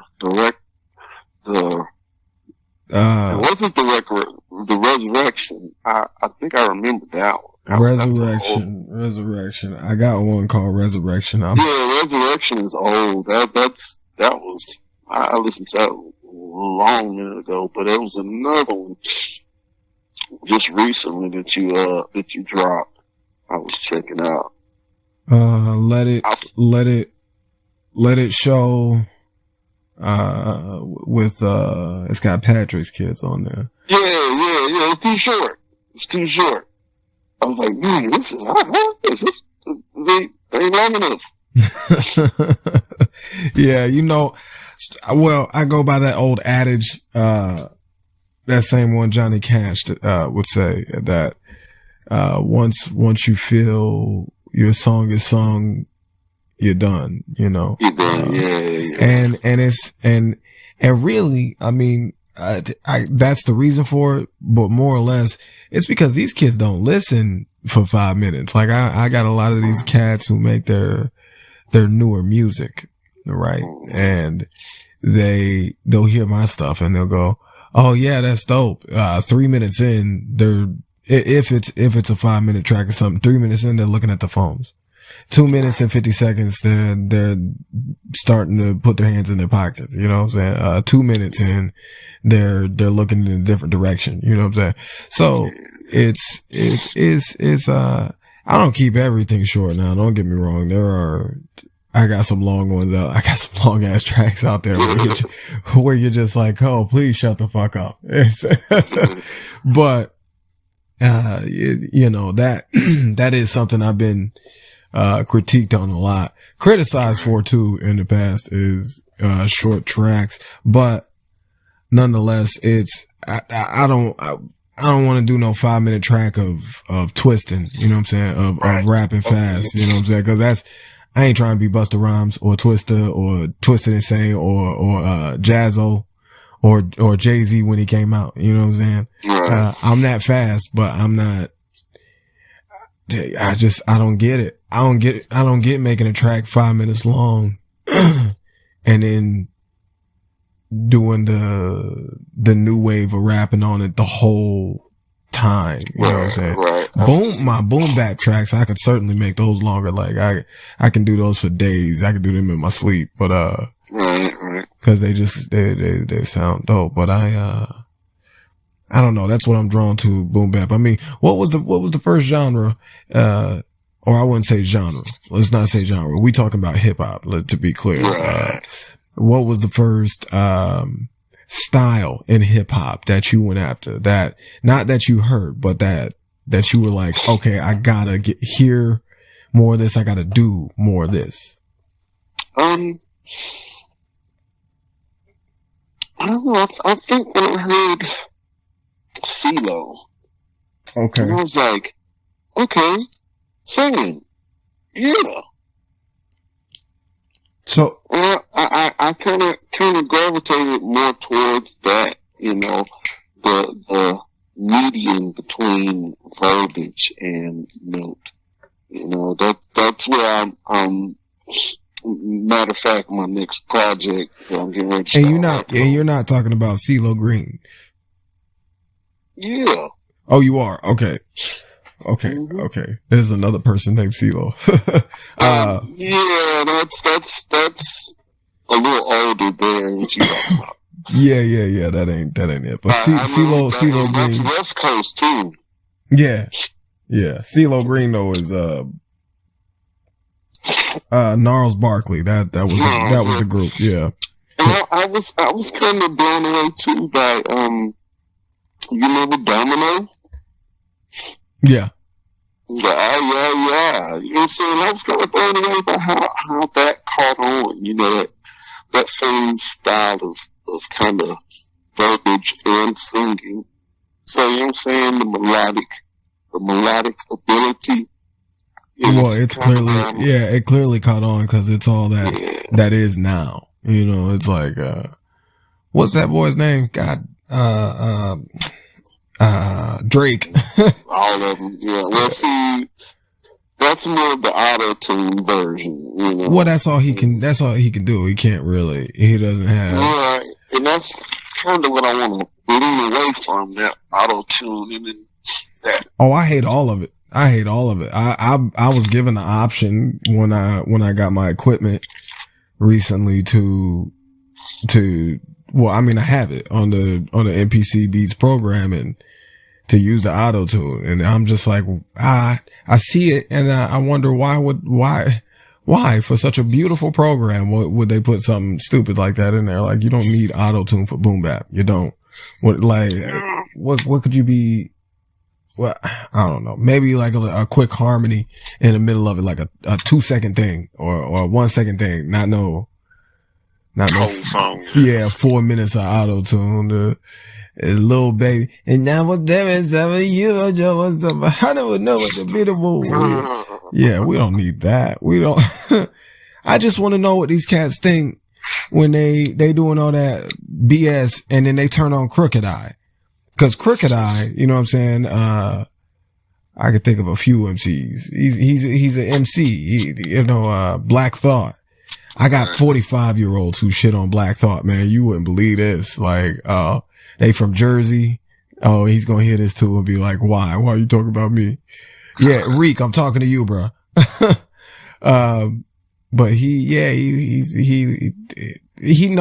respects Black Thought, but he don't think he's better than Jay-Z. I said, you out your goddamn mind. Like, Jay-Z was hot when he was down with Jaz-O as one of the originators, you know. That was, skippity, I'm fast. And yeah, okay, that was hot. And, can I, what he say? Can I hold it? Something. It wasn't, can I kick it? He said something else. But, that type of music that these cats make now, it just can't compare. It can't compare. Not then and not in the last 15 years. They tried for a long time to push that bullshit. You know what I'm saying? And they had the audacity to say that they got it from like Bone Thugs and Harmony, just because Bone Thugs and Harmony turned around and made one of those bullshit electronic auto-tune songs with MGK and them, years later, after all their success and doing things the right way does not mean that this new style came from them. It did not. It did not. That hullabaloo, mumbling, jibber jabber, Kodak Black, little baby, little Takashi. Most people don't realize it's a part of their slang in their area too. You know, because you got to look at linguistics and you got to look at what, you know, is a part of whatever verbiage, you know, because that changes with the times and it changes with the addition of different elements in media. You know, when one person says one thing, now we have a new word for what it means to, you know, to go crazy, you know, or a new word for what it means to go to McDonald's. You know, there's just so many different ways that it's spin. So you got to take it from that point of view and say, okay, is this something that the world needs to hear, or is this something for my block? Is this, is this a case for the Supreme Court, or is they going to, settle out of court, in mediation? You got to choose between the two when you're looking at how you want to say what it is, what you want to say, and making it so hard to understand is kind of what they've been really, really kind of leaning on, that mumble rap, and a lot of it's just being on something, on some Xanax or some Percocet, something. They're just on something that making them talk that way. I often call it cocaine. Yeah, whatever it is, it's outside help, and that's what's going to be the destruction of whatever it is that whatever it is they want to create. They're not gonna. Yeah, they're not gonna have it. They're creating it now. They're putting it out there. It's. You see old boy dancing butt ass naked in a shower with a bunch of dudes, and people is eating that shit up. Oh, talking about he free. Quit hating, nigga. I ain't hating. I'm just saying he sound like he looks like a homosexual. That's my point. What you mean look like? That's what he is. Yeah, that's and then we're wrong for lifestyle.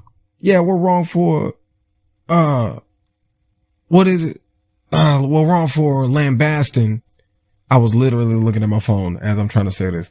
We're wrong for lambasting, them, or they claim we're lambasting them and their lifestyle and their sexuality. No, we're just pointing out the fact that they're homosexuals trying to walk around as if they are some sort of hard gangbanging. This is normal. This ain't normal. This is an induced lifestyle that these cats are suffering, and now they're whatever normal was, they ain't part of it no more.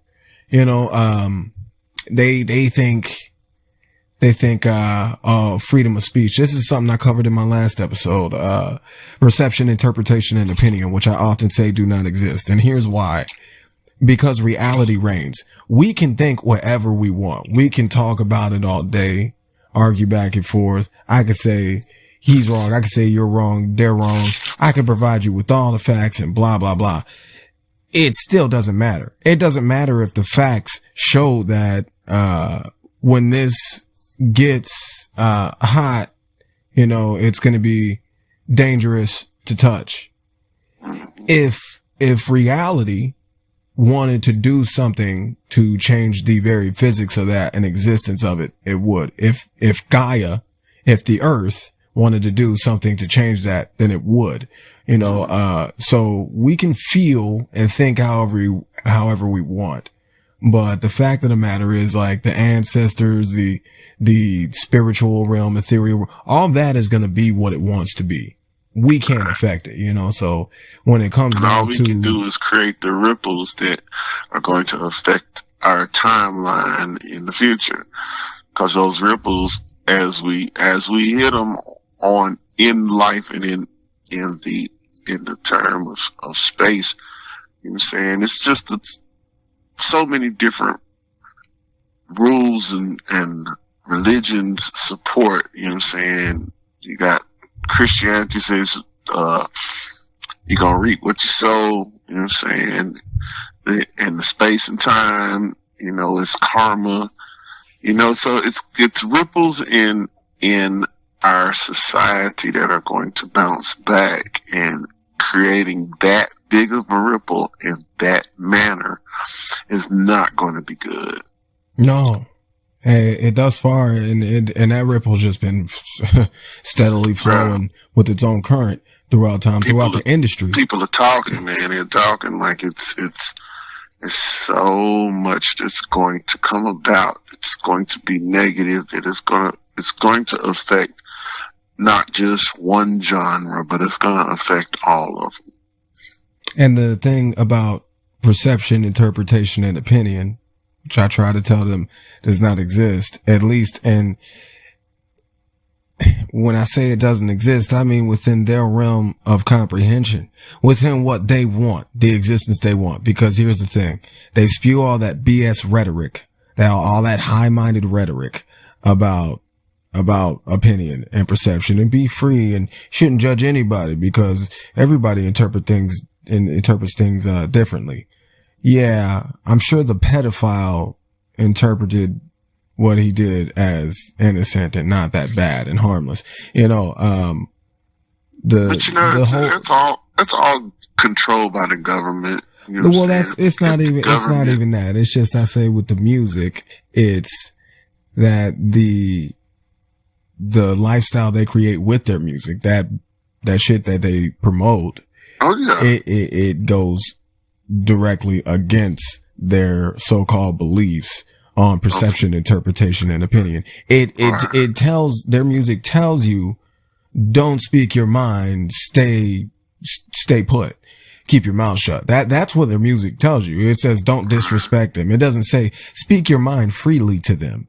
Walk up to them and tell them you love them. I mean, maybe I've heard J. Cole say something like that, but other than that, I've heard that nigga too say, watch your mouth when you speaking, and disrespect this and disrespect that. Like, not one time do I hear these cats speaking jubilation or any sort of serenity or positivity and peace. So if we toss that out the window, specifically serenity itself, as pertaining to state of mind, just being in existence, being, and the music as the expression of that. Yeah, being at a serene state when making the music. If we're tossing that out, then why are we worried about perception, interpretation, and opinion anyway? I mean, as artists, we're fragile anyway. I mean, that's what Tech made Fragile for, that song with Kendrick Lamar. You know, I'm an artist and I'm sensitive about my shit. Yes, I'm fragile, you know. And if these cats are fragile, like all artists are, good or bad, because there are bad artists, as we've seen, then their whole argument, their debate, their dispute, their complaint, it's irrelevant. The perception, interpretation, and opinion is irrelevant and does not exist in the world that they claim to be. Well, they exist in their world, their mentality, but they don't exist in the world where other people can join in. There, yeah. Purity is exclusive. You know, if purity demands exclusion, then maybe it's not real purity. Right. And if I got to continue to pick apart what you say to figure out your meaning, if I could sing with you, then that's a problem. Right. Exactly. And when it starts, you know, connotation is everything. You know, if I'm telling a story and I'm putting myself in the place of the character as the subject, it's really up to me to make people believe if it's my story or if it's somebody else's story. And that makes a big difference. You know, if like Tupac come out with Brenda Got a Baby, that wasn't his story. That was a story about someone else. Right. And it doesn't promote the degradation of family because she threw the baby in the trash can. It just tells the story and allows people to judge for themselves if it's good or bad, if it's a situation that needs to be changed, and if it's, you know, a place that could be filled because of the emotion that this song created. Now they're just jumping in their own feelings and who they are and putting their dick on the table and calling it cake, you know, like this is what we do. You know, this is not what we do. It takes a very low level of comprehension to listen to these things and to consume these things. And I try to tell people, like, women do mean a lot. Women should be worshipped a certain way, but cannot be, because of they think the pinnacle of human achievement is shaking their anal sphincters for the world to see for millions of dollars. They think that because of the music that these niggas make. It ain't just the niggas. It's them females too making that. It's the females too. Yeah. The whole mentality of the music industry is exploit yourself to no end. No matter what it is, if your lifestyle is taboo, exploit it. And that's the whole mentality. You know, if you're a drug dealer and you got talent, exploit it. Oh, absolutely. You know, if you're a stripper, you got talent, exploit it. That's what sells. You gay? Oh man, you a criminal? You in prison? Exploit it. You know, and the idea of artistry is lost in that because people are just throwing themselves out there. They're not becoming or creating. They're just being. And as a being, beings transcend, beings alter, beings, you know, become better beings or worse beings. So you have to use that judgment in what you listen to, because this is what you're putting into your psyche. You know, you're feeding it into your aura. Yeah, and the human condition. Putting those words out there and singing them words and, you know, using the melodies, because it's crazy. They're not even sampling anything. It's just because it makes me sick. It makes me sick because the human condition is made. It is created and designed to naturally worsen. It is not built to last. So if you taint that creation with what you think is absolutely harmless, which is the same with any substance, drugs, alcohol, whatever, then it begins to poison, it begins to affect you, slow you down, you become sluggish and angry and bitter, lethargic, apathetic. You begin to mentally atrophy, you know, and it's because of this stuff you keep putting back into your own mind, thinking it's okay to play or thinking it's okay to create, and keep putting it out there for people. And then the worst part of this all is that this lifestyle that these cats are allegedly about, they're not. They are just promoting it. They are just promoting a lifestyle to make money. They are not even about the things they are saying now. So all this murder, death, kill, all this MDK, this money bag, yo ma, Young Mob, Cardi B, Iggy Azalea, BS. All of this is just fraudulent, a facade. It's not real, you know, and that's another thing about perception, interpretation, and opinion. It can't exist with them. It can't exist with them because you don't know who they are. We could say we know who they are all day. Oh, we see them on TV. Oh, they was pregnant. They're putting themselves in that position to be what it is that they try to emulate. Somebody said something about pregnancies and she can't be this, she can't be a dude or whatever. And I'm like, I don't know. I don't know if I mean I know it's real and that can happen. They lie and say they're women when really they were born as boys and so on. Cause people are evil. There are some parents that were evil, but, I do know this. You can buy fake pregnancy bellies that look as real as an actual pregnant woman. You can buy fake muscles, the same ones that you saw, what's your boy's name? Michael B. Jordan put on in Creed 2. Just magically. And they put out 15 videos of him training, throwing punches underwater. I'm like, that doesn't explain how your body mutated into approximately 75 more muscles that we couldn't see in the first movie.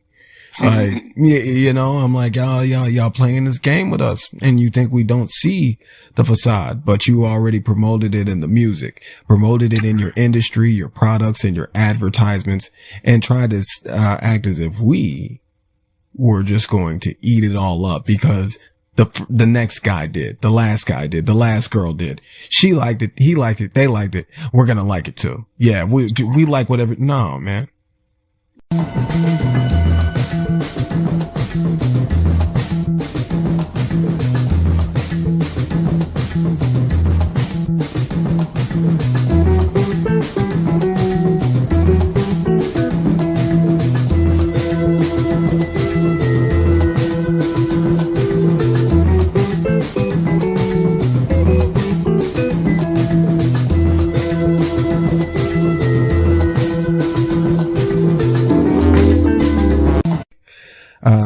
This has been Psychs Audio Show. We've been speaking with Rodney. Rodney, before we go here, we're gonna ask you one more question about you because I like to keep it real personal. Okay. So who in all of time and history and amongst the world is your favorite MC? Oh wow. Oh.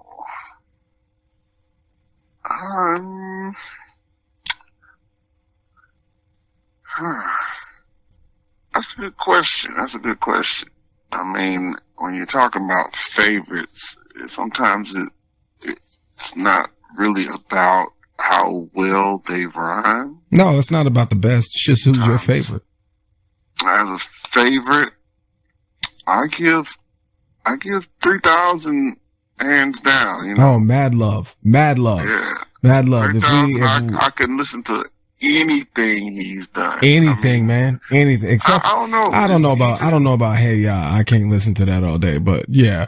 I didn't say all day. I said I could listen to anything he's got, but not all day. You know what I'm saying? But the thing is, a lot of cameos he's done, you know, sometimes speak volumes to just who he is as a person, you know, and you know the struggle of greatness sometimes, or it ain't even always greatness. Sometimes it's just the struggle of finding self. Sometimes you can see in the music and in the thought process of what you know, if you got a love song and then somebody comes in and this is on your love with their melancholy thought process. It's just it puts the twist and the spin on what it is that you're emceeing. You know? Did you hear the stuff he made with Frank Ocean? Yeah, that's you know how old that is. Yeah, but it was beautiful though. It was like not even the older stuff, like 2000, some of the stuff he made with him in 2010. Like it was maybe that was 10. I'm not sure, but it was amazing. It was like Pink Matter. I think that song's called. Pink Matter, yeah, that is amazing, dog. I'm like, I heard it play again the other day, and it's like stuff like that.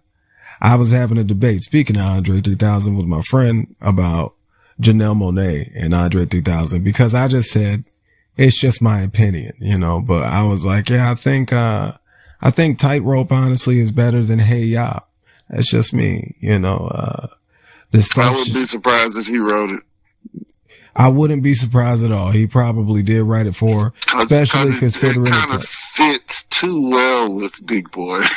Yeah, it really does. And they hadn't separated yet for Outkast. They were still linking when that song came out. And truthfully, on a few of her videos, it's a dude that plays the guitar, looks like it could be Andre in a wig, you know. So it most likely may be, or she just got a guy dressed like him because that's her teacher. Like, right, possibly. I wouldn't be surprised if he taught her every single thing in the game. Well, probably not. She probably just paid attention while she was coming up, because a lot of her moves is resemblant to some of his moves that he's done over the years. She could dance her ass off. I know that. I'm like a lot of Atlanta dancing is probably the I would give the benefit of the doubt to, because, you know, that's tight-knit community, you know. Right. Your music, if you're there, they really are into you being, you know, present and putting in the work and being visible, you know. Cause their music circuits, underground music circuits, are still going, you know. They're hosting shows. I've been hearing about a lot of artists. I heard she was performing Atlanta continuously. Yeah, I heard she was performing all through 2020. All the way through, yeah. Yeah, that's crazy. I'm like that. I couldn't even get a damn show in 2020, but I suppose I was lucky considering some of the venues I was offered. A lot of people died from allegedly in those places, or you know, that went to those places within that time period. Right around June and July. I'm like, oh, good 35,000 people. So I'm like, okay. Due to COVID, allegedly, whatever. I don't know. But, this has been Psychs World. Go ahead and subscribe to District 9, Black Past Alternate Division, Black Past Productions, and BPP affiliated. We have been speaking with Rodney. Rodney, thank you for joining us. We like to thank you for listening as well.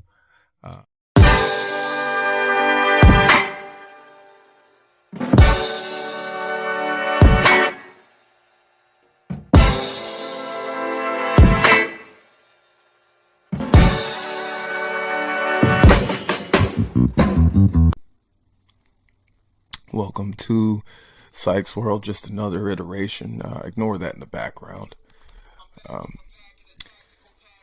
So sometimes you just got to do it on your own, right? So we get into levels of comprehension that people can't really fathom when it comes to we'll say reality today, because anytime we do an episode with just me, that's what we're going to be speaking about, is reality. And people seem to just toss reality to the side for their own perceptions, interpretations, and opinions. And if you ever try to figure out what I mean when I say interpretation, opinion, and perceptions do not exist, it's because reality reigns. Reality reigns because no matter what you think, I think, they think, anybody thinks, it's going to go the way it's made to go. We can't, there's nothing we can do to halt the process of reality. Reality is not always made for the people at hand, or the people who seek to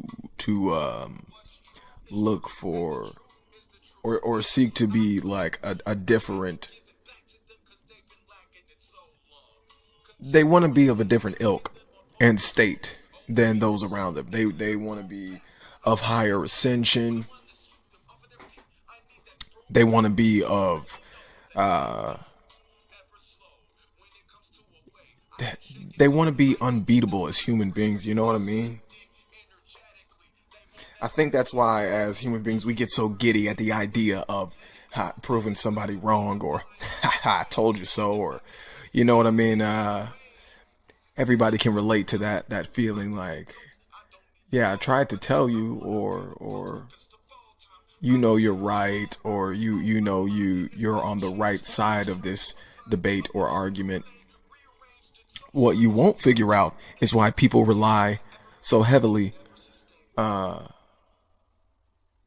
they rely on perception. If you know that things are the way they are, they cannot change. It's an inevitability. They cannot be altered. They cannot be, there's no deteriorating. They can't be lessened, weakened. You can't lessen their strength. These events, that play out in reality, whatever they may be. It could be disasters. It could just be you going to school or to work, or wherever you go and whatever you do.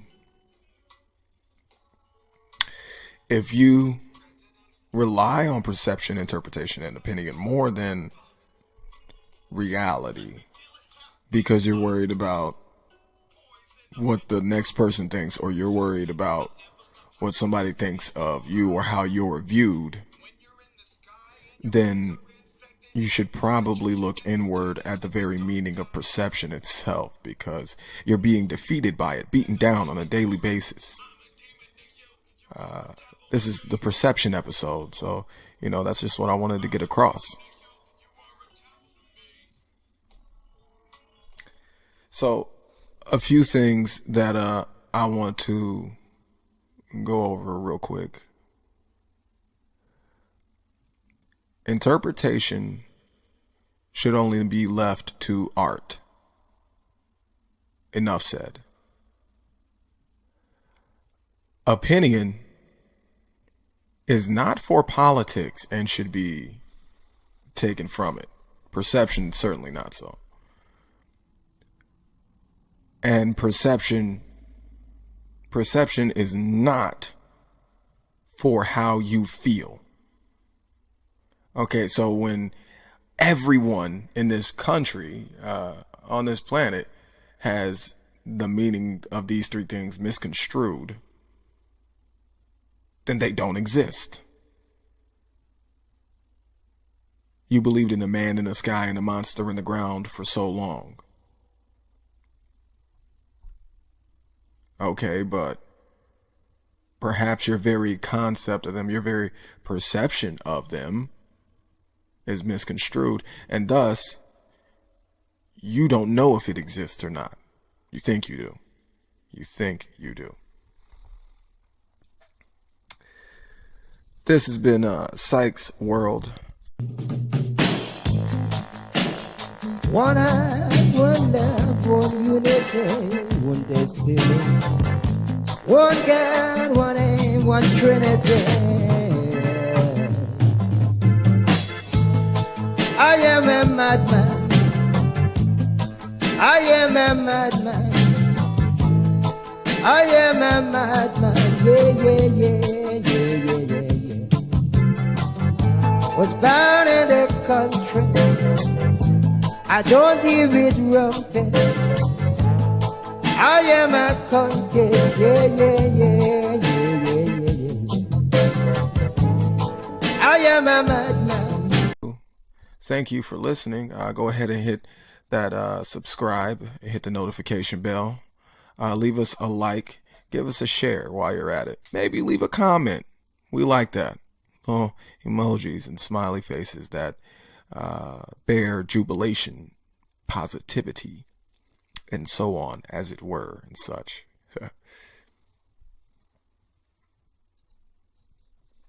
So as we walk forward into a new millennia, I don't know, that sounds stupid, I know.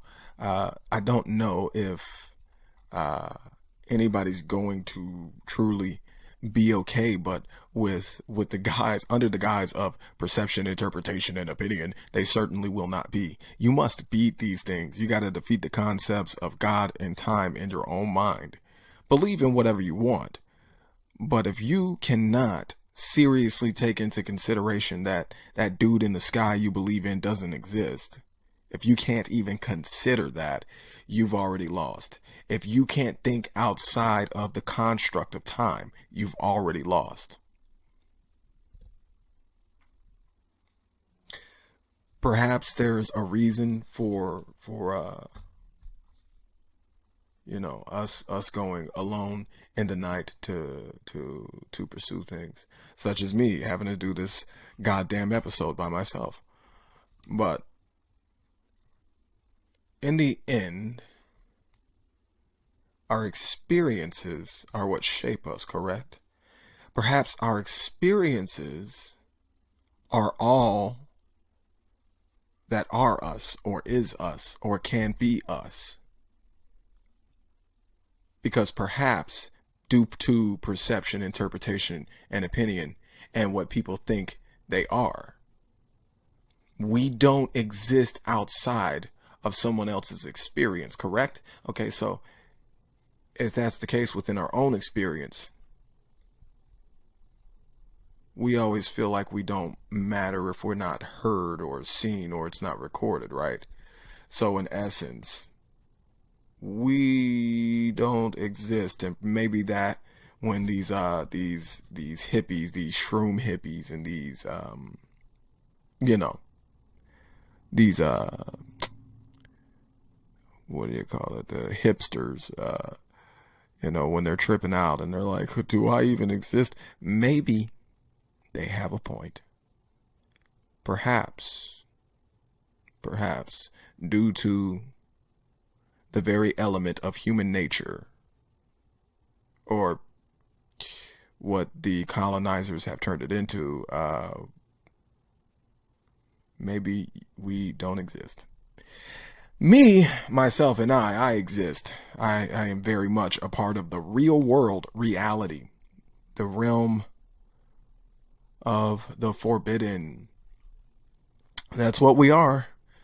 We are sitting on Gaia. Yeah, research it.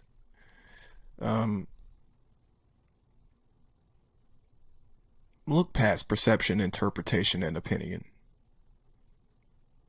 Look for reality and let it shape itself around you. And once given the truth, don't get it misconstrued. Don't ever be against seeking to understand and fully understand what you've been given. I am Psych. Today's guest has been Psych. It's been me. Thank you for listening. This has been the Psychs World Audio Show. Cue music there. You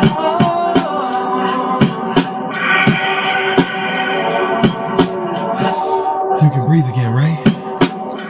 Part of my soul, part of my mind and body. It wasn't my goal to perfect a violent hobby. I have broken the control of your political lobby with a method to console those who taught me. Hello, this is the Psychs World Audio Show, Nature Edition. I am Psych. Today we're speaking with Precious Spooner. Precious, how you doing? Greetings, I'm well. Thank you. So, one of the first topics I wanted to talk about right offhand, finance. There are a lot of people right now in this current condition who don't comprehend having to take care of your finances. They, one life, YOLO, whatever. They have their terminologies and their and the things they live by. So let's go with tips. What would be your first finance tip for someone who's trying to not save money, but someone who needs to invest properly? Well, one thing would be your state of mind. Mm-hmm. Because you live as you think. Like if you think you deserve certain things and to attract money, then that's how you're going to be living. So having a balanced state of mind is very important. Basically reprogramming yourself to allow yourself to embrace the things that have everything to do with your purpose and you have a right to. Absolutely get that. So do you see any change in the current financial climate of the let's just say the country, I don't want to say the world, just of the country in the next 5 years, being that, and this I'm strictly speaking for the youth, being that the youth, that generation is about to get to the age, get to their 20s, where they got to start making moves, and every move they make can set off a chain of events that might, destabilize the entire caste system, this country, and then just everything around them in general, their own communities and neighborhoods. Do you think there's anything? Well, information, the correct, accurate information, because I know that the currency, the paper dollar, which is really what it is, colored paper, is going to be no longer. It's going to be more digital things. So one thing that would be beneficial is to learn another language, Mandarin specifically. Okay. Because the United States with doing business, and they're going to be one of the main cultures that will be like importing, exporting certain businesses. So it's important to understand and be able to interact with them, so you know what's going on. Okay, so as far as, let's lump two questions together here, because this was my big question. What effect, if not the very cause of, what effect do you think our ancestral roots have had on the stock market? How can I say? Tremendous. I feel like our roots were really the foundation for the stock market. Mm-hmm. That without our ancestral roots, our ancestors doing what they did at the time that they did it, there would be no stock market. There would have been no type of Black Wall Street, anything like that. So I feel like the origin is with our melanin dominant ancestors of everything that's going on in this universe. Well, hopefully we can get I don't know, some kind of handle on it, because often we find ourselves going in a spiraling loop of, it's either ignorance, conformity, or poverty, or all three. And unfortunately, the only way to dig ourselves out of that hole is to play the game that they've put us in. And once again, unfortunately, it's not a game anymore. It seems that it's for the infinitesimal minded to play, the small minded to play. If they can't think outside of this box, let them be a part of this world and thrive. If for one moment you think outside of this box, well, it's going to be a bumpy road. It's going to be difficult. And the journey will not be without flaw. Drawn to it, bone fluent in that money talk. Glass slippers before she could walk. Silver spoons fed her food for thought. Cinderella's prissy sisters would have pissed their pants to kiss her. Break it off on sight. She been gone all night, but she came back right. Tiptoeing in the room, tried not to wake me. Slipped 10 grand beneath my pillow and whispered, "I love you, baby." Blah.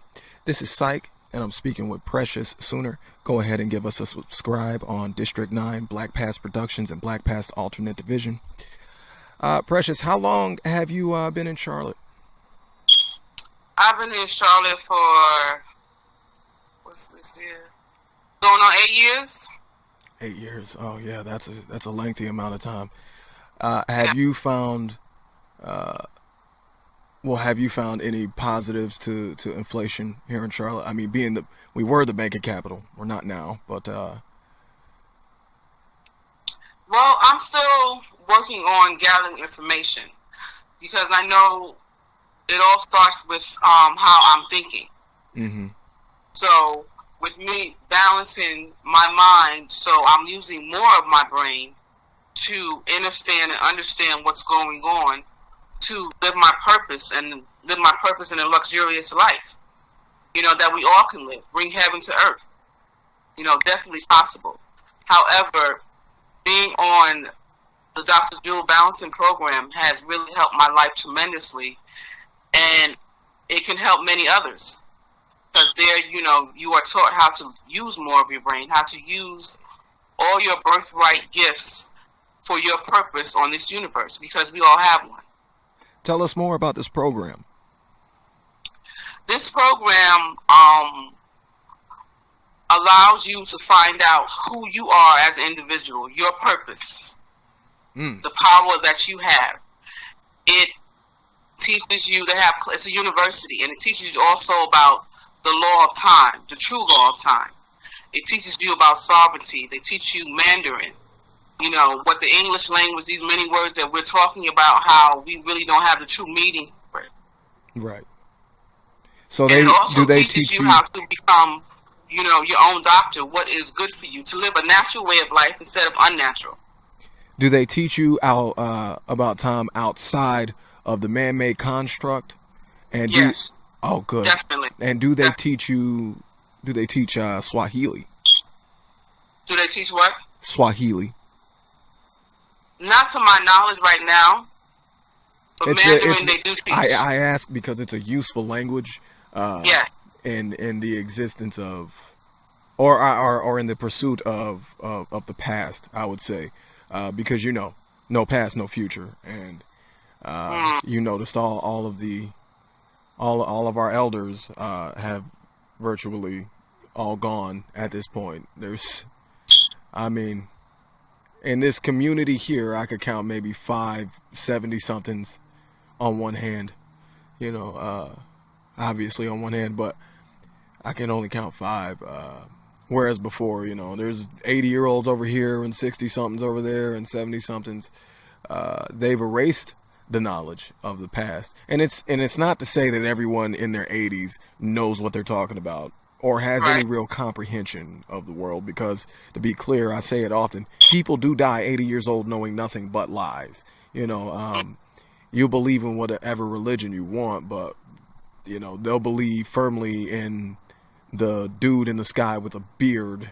And I've even talked to a few Christians who don't believe that shit. They think that's complete and utter nonsense, and I share that sentiment. I believe in energy. That's me, Scripture can be taken as guidelines, but it's not a book you should be reading directly from to, once again, find yourself on a journey of inception, or an inceptive journey, because you got to look within to handle everything on the outside. That's where it starts. Exactly. Yeah. Just like you were saying, maintaining the way you think. What you think is what you're going to put out, and what you put out is what you're going to think. It's a cycle of projection, and astral projection can actually help with that. I found that. That's where I find my serenity and peace. But I don't. It comes all the way back around to what we started talking about. I just don't see any amount of serenity, peace, jubilation, or love in the world that can contend with this construct, with the lie of what the stock market is now. Here's an example. You know what a haberdashery is?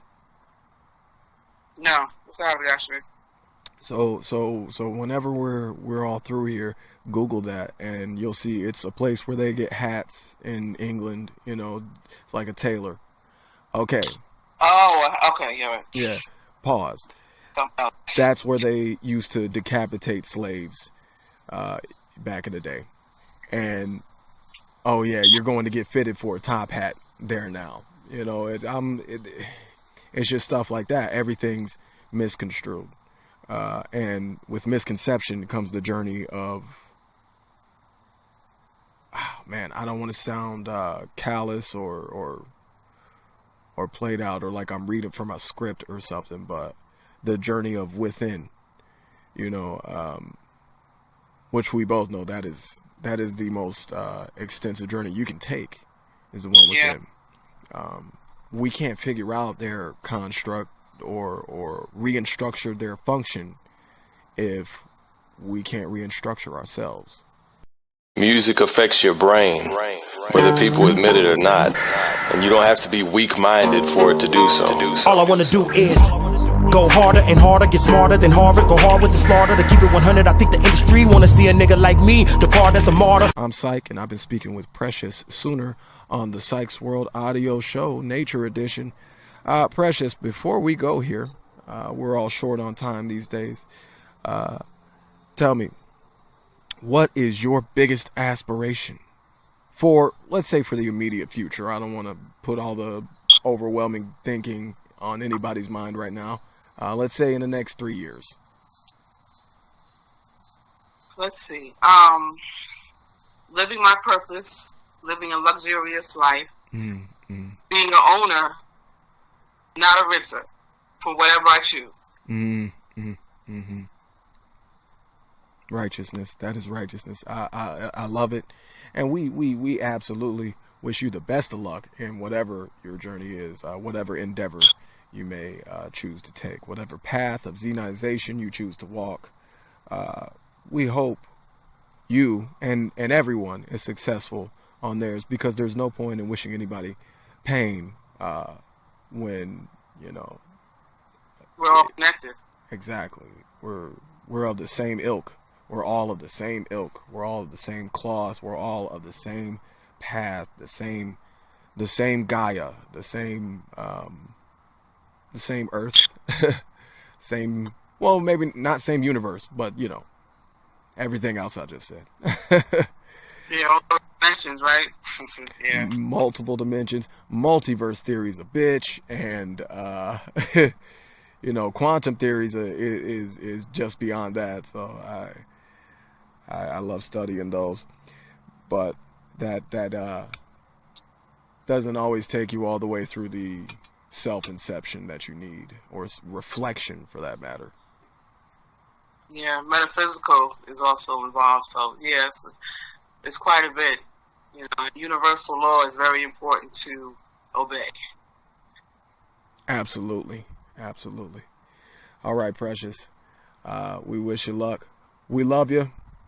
It's all love, jubilation, and peace. Thank you for listening. Peace and blessings always, love and light. Ashe, ashe, ashe. Thank you. Hello, this is the Psychs World Audio Show. I'm Psych. Go ahead, give us a subscribe, a share, a like, and leave a comment. We like that. When the night has come and the land is dark and the moon is the only light we'll see. No, I won't be afraid. Oh, I won't be afraid. Hey, we're speaking with Sidney Reed. Sidney, how you doing, brother? I'm all right, Psych. How are you today? I'm good. So we're just going to jump right into things. So the preseason's over for football. I think tomorrow is Sunday Night Football. You ready? I'm ready for the football. I know the Patriots are playing. That's my team, brother. But who is everybody playing? Somebody told me every team was playing tomorrow. I think so. Yeah. Yeah, I think that's normally the process. I'm used to it taking place over a course of 2 days as opposed to the 1 day, but that might be I know one thing I'm tired of hearing. I'm tired of hearing that these folks lie to America and try lying to me. Because the Cowboys is not America's goddamn it team. I don't think they're anybody's team. I think they are just for the people who need jelly sickles. They jealous. They hate us. They hating because what they got ain't worth a fuck. And what they hating because what they got is a piss poor excuse, a pathetic existence of a fucking team. Why all that work and that training and all that shit, and then they don't pull through like that? You know what I'm saying? Didn't they just lose the other day? Wasn't that the other day? That was a real good game the other night. When they played Tom Brady. Exactly. Yeah, I'm like they played the other day and they still lost. Like they lost. No, they lost. But I mean, it was a good game. It went down to the wire. It's like one of those really good wrestling matches, but then the booker made the wrong decision. He chose to have this motherfucker win, and so it was a really good match, but the wrong person won, and ain't nobody happy with it. Now, we got forms of football though. We got lingerie football, and I like arena football. It's okay, but I'm it ain't it's not gonna beat the NFL. I know that. And then Vince McMahon is getting restarting the XFL. Don't nobody want to see that shit. Yeah, well, I agree with you. You're right. I think I'm pretty sure he's doing that because no one's watching WWE. Don't nobody want to see that shit. Nobody want to see that corny ass shit.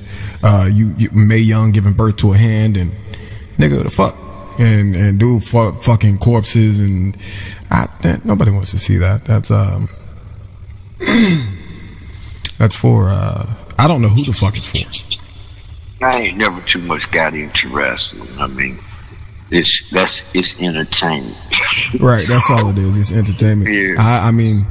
I'm real into it, but I ain't into WWE. I'm gonna tell you that right now. I hate it, and that's all there is to be said. I don't want to rag on the wrestlers there. You know what I'm saying? I've spoken to some of them. You know what I'm saying? Like I've met some of them and spoken to them. They ain't all stupid people. They ain't all weird pop craze mainstream motherfuckers. You know what I'm saying? But they're under the thumb of an oppressor. They're under the thumb of a company that, just like the government, don't give a fuck about the people that are working for it. Don't give a fuck about the people that created it. You know what I'm saying? So they really don't give a shit about black people for a while. You know what I mean? They just had the first black WWE champion. No, The Rock was not. He was not the first black WWE. He was that nigga Samoan. He's not black. He doesn't count. He's Kofi Kingston is the first official black WWE champion, and now Bobby Lashley. Now that one really count, boy. He's a Marine and he big. He's a MMA fighter and all that. You know what I'm saying? Mm-hmm. But yeah, no. Yep. Yeah, I ain't never, like I said, I ain't never got into wrestling. I mean, because you done seen the fake blood, all that kind of mess. I mean, well, see, that's one of the misconceptions. There is fake blood. There are blood packets, but that's something WWE does. Any promotion outside of that blood was real. Whatever you were looking at was real. If you see that shit pouring from a nigga's skull, that's because they took that razor blade and they cut their forehead and they hit that vessel. Now, you know, when you bleed from your vessel on top of your head, you might be just fine. You ain't dizzy, you don't feel sick, but you're going to bleed a lot because the vessel's up there. And that's their practice. You know what I'm saying? That's been a practice for years and years, like since Tully Blanchard and Tony Schiavone and Bert Gagne and Vince McMahon Sr. That's just the practice. You know what I'm saying? If you want to really make a feud good, a storyline good, in this match, we've had two other matches. This is the third one. You know what I mean? We need to show some color. You know what I mean? We need to show some red. There needs to be some blood. And today's crowd will respond to that fake blood. They respond to those blood packets. We see it. You can see a referee pass a wrestler a razor blade to cut themselves open on camera now, and you can see the wrestlers cutting themselves open, and they'll try to hide it with camera angles and shit, but you see them doing it. So if one of them tries to do that blood packet shit, yeah, we will catch it for sure. You know, there are wrestlers getting busted in the mouth and stuff now. Like on a weekly basis, a wrestler gets the nose broken or something because the wrestling's so high profile. Like, You talking about athletes, dude. You like rugby? Mm-hmm. They athletes because they got to practice them stunts. Oh yeah, you like rugby? Nah, I don't even know too much about no rugby. Oh, that shit is physical. It's like football, but the point. Well, I wouldn't say the point is to hurt your opponents, but that's the whole game. It's no pads. There's none of that. We get in a shirt, we get in a flag, and you coming out with a busted lip, nose, and all that. It's a rough game. You just throwing each other around, pushing, slamming. What about you like tennis? Yeah, look at little tennis. You know the reason why we look at tennis because she's a black girl. Well, no, I was watching it before that. I was watching it because of that white boy back in the day. But which one? McEnroe? No, I cannot think of his name off the top of my head. You know, you hit the black man back then off the ass, you know. But we had McEnroe and what's that other dude? I think it's Agassi. Yeah, I think it's Raphael that I'm talking about.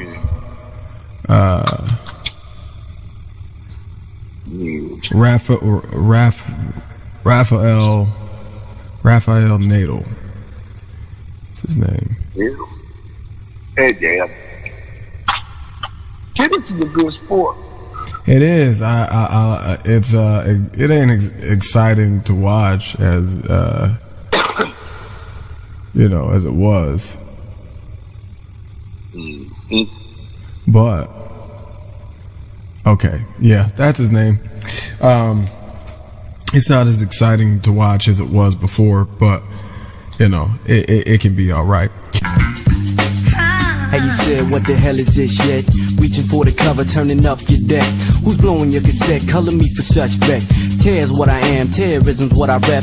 Rap Hezbollah, we don't forgive or forget. Strap with dynamite, kamikaze rock the mic. Suicide stage dive, it's gonna be a live night. Not just to be accurate, label me immaculate. Short fuse like Montague's fuel Capulets. Elaborate labyrinth, lavish pen pattering. Rip, rude, the ravishing, cabbage scavenging from word babbling. Babbling brook, your word traveling like miles tattling. I'm kinda partial to battling. I'm Psych. This is the Psychs World Audio Show. We're speaking with Sidney Reed. Go ahead, give us a like, a share, a subscribe, and leave a comment. We like that. Sidney, before we wrap up here, this was a nice little conversation, shooting the shit in the breeze, as it were,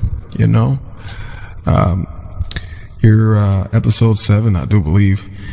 What do you think, I gotta get down to the brass tacks of the season. Who do you think is going to take it home all the way to the Super Bowl through the playoffs this year? I've got to see some games and then be middle way of the season because does the preseason not tell us everything we need to know normally? Well, injuries. Yeah. Injuries tell you everything because you can get down to the middle of the season and be 8-0 and then next your boy go out and y'all finish the season 500, 8-8, So anything can happen to you. You have to see down in the end. Yeah. I like Tom Brady, but I'm actually a 49er fan. But I always put my money on Tom Brady. You can't bet against him. Well, you could. You might lose though. If you bet with him, you win, and if you bet against him, you lose it. I'm gonna tell you this right now, because I ain't a fan of him or the team he was playing for here in Charlotte. Cam Newton can go fuck himself, and so can the Panthers. I don't. Yeah, I know he ain't with them no more, but. What wrong with Cam? Look, man, he's like this feminized guy now. He's Hollywood, and all those Hollywood motherfuckers, they ain't real. They're robots. You know what I'm saying? They don't care about. They ain't worried about people or none of that. They just worried about their images. No, I kind of like Cam. I think Cam got a wrong deal here in Charlotte. I don't too much care for the Charlotte Panthers because they don't like to spend no money. They don't make you no money either. Lost $300 on them. Yeah, I mean, but that's what it is. They just don't like to spend no money. And the year Cam went to the Super Bowl, he didn't have no but a tight end to throw to. And I mean, I just, the injuries plagued him. I think Ron Rivera should have stayed a Carolina Panther. I think he should have went down in the Hall of Fame as a Carolina Panther coach because he is a good ass coach. Oh yeah, undoubtedly. I just think Cam got a kind of raw deal, and then now he been traded again. And he dresses like a female. He puts on female clothes every other week. I don't know what the fuck wrong with him, but I understand what you're saying on that. We about weird on that, but I'm like, well, if I don't know, he got time to pull himself out of the dark, but he's running out. He's running out, and with that, I'll lead us on out. This has been Psych. I've been speaking with Sidney Reed. Sidney, thank you for joining us today, brother. All right, bro. I appreciate it. Absolutely. We will probably have you back on the show for season 3. This is episode 7. It won't drop till 2022. If anybody's listening to this beforehand, I doubt they are. But thank you for listening. Go ahead, give us a subscribe, a share, a like, leave a comment. We like that. If you call me, it's a no call, no show. Baby, I ain't chasing that. I just made a stack. I gave you the world, now I gotta take it back. I gave you the world, now I gotta fade to black. I lost it all, but I made it. Hello, everybody. This is the Psychs World Audio Show. Thank you for listening. Today, we are speaking with my friend, my brother, the almighty Cold Conspirator. How you doing today, brother? What up? Well, I think amongst the many topics of enlightenment and lyricism and intellect, you have a story for us regarding your experience with edibles. Let's hear that. Okay, so first of all, let me just express the fact that I have not had any THC intake in years, and I first tried edibles back in June on my trip to Vegas. One of my sister-in-laws, she got them for me, and upon consumption, it seemed kind of weak. It was some of those peach gummy rings. And, I mean, they made me feel good, but it wasn't quite what I thought they was going to be. I thought they was going to kick my ass. So what happened was I had, some extra, which was some of those Chester Cheetah cheese puffs and some Skittles, right? So I just pushed them, I got a bed frame on the bed that me and my wife got, me and Karen got, with some drawers above the on the headboard. I just tossed them in the drawers on the headboard and left them there. Well, last week I decided, I'm off for the next couple of days, so let me go ahead and give these a try. So I opened up the Chester cheese puffs, the Dorito cheese puffs, and upon first taste, it was like, okay, these are stale. I'm like, but I'm gonna keep on going because I could taste the THC, right? It was like the bitter aftertaste and all that, right? And so next thing I knew, about a half an hour later, plus I'm drinking beer, right? So and I saw on the package it said, "Do not consume alcohol with this product." Oh. I did anyway. I ate 4. Not 4 packs. I ate 4 cheese puffs. Oh, God. Right? This was at 8 o'clock at night. I was high when I went to sleep. I woke up, I was high. Karen wanted to go run some errands for the kids. She wanted to go visit Walmart and some other stores and stuff like that, Sam's Club and whatnot. Right? Did you tell her that you took them? Did she know? Yeah, and she still wanted me to drive. Oh my God. So before then, though, I went and I ran the errand on my own. I forgot where it was, but it was like a 15-minute drive. It was the worst drive of my freaking life because, like, everything that happened while I was on the road was not predictable whatsoever. Everything was a damn surprise. The light turning red was a fucking surprise to me. I understand that you felt everything was like distant from you, like it wasn't. Nothing was right in your hand. Everything is like nothing made sense. Everything feels like you got to walk a distance to go get it. Right. And I bet she was just giggling. Like, dude, like the whole experience, and you know, I'm agnostic, like really, right? You know what I'm saying? Like I believe in higher powers, but I don't. Oh, absolutely. Once again, if there are any religious listeners currently listening, get off of the channel. Thank you for listening to the rest. All right, continue, brother. But what happened was I'm sitting there like, oh Lord, please help me make it home. And I made it home. And long story short, my errand that I ran, that was around 2:00. We didn't make it back home until like around 9 o'clock. I didn't sober up and come down from that house until like 8 in the evening. So I was basically high off edibles for four freaking cheese puffs. I was high off that for 24 hours. Well, here, you want to know what happened? You want me to tell you? Mm-hmm.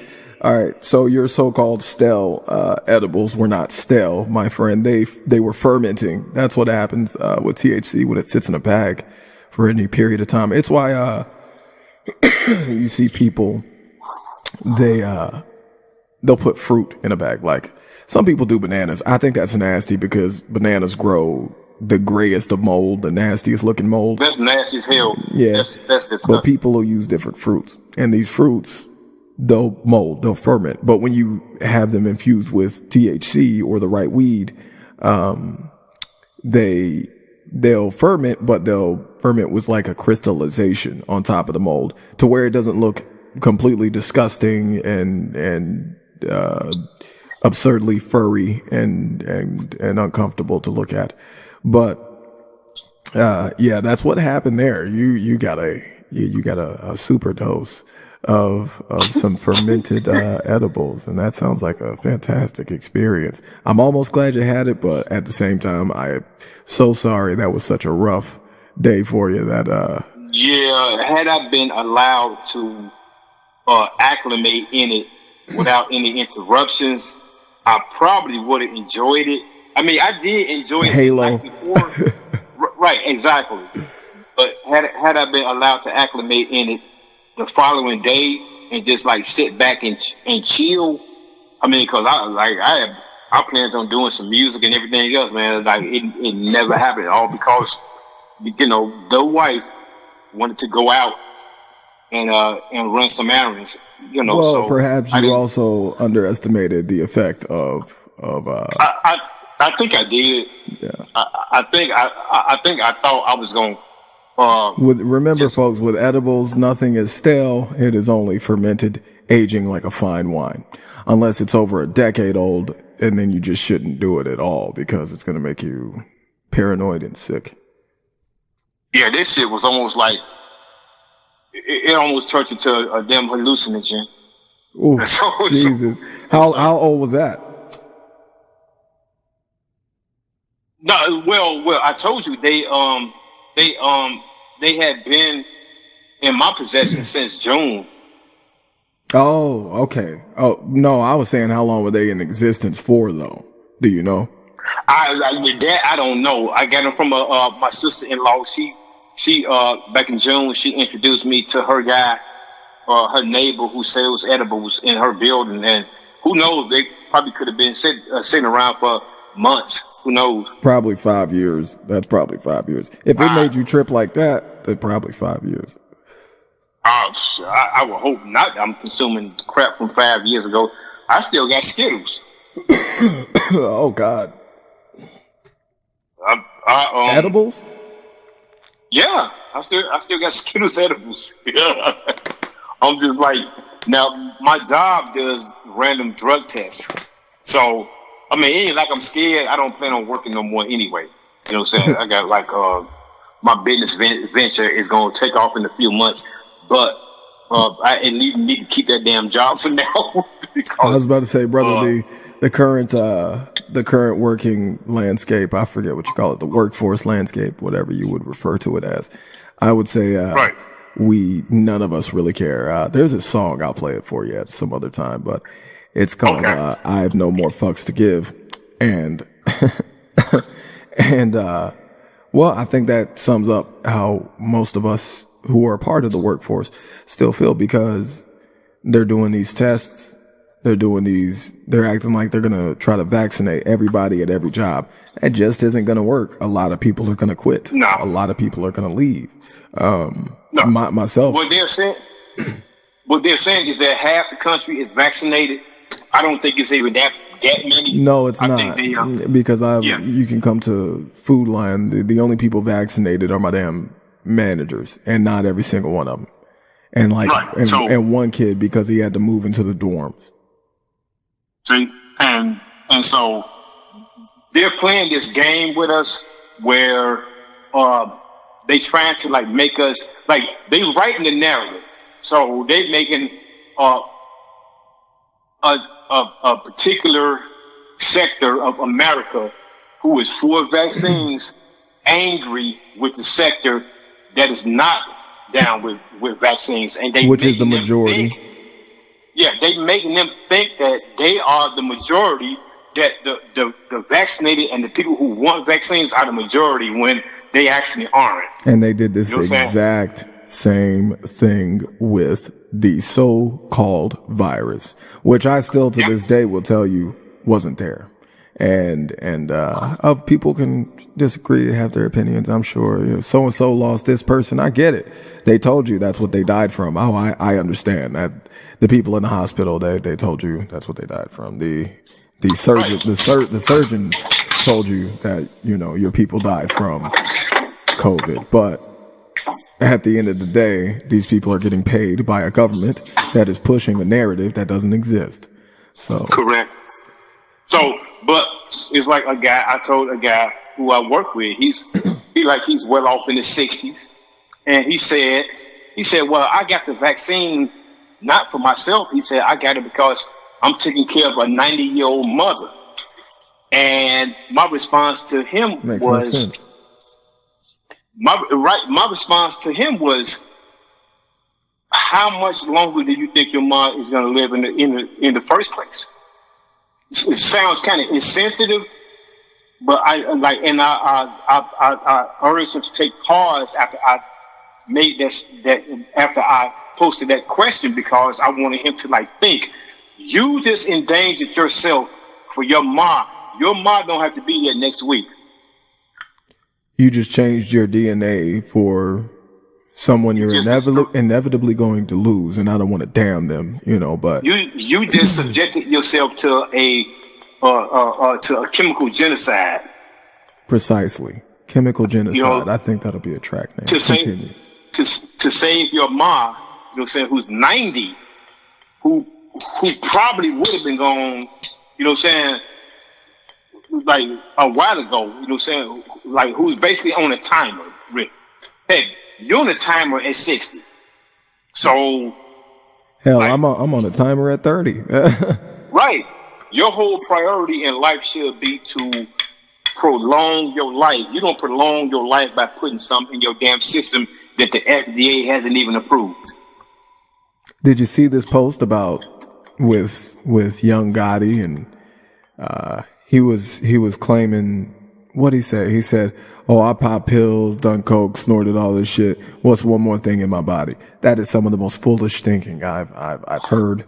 Anybody who young or live at the beginning of their doggone rap moniker is a freaking, they not all the way there intellectually or in a mature manner in the first place.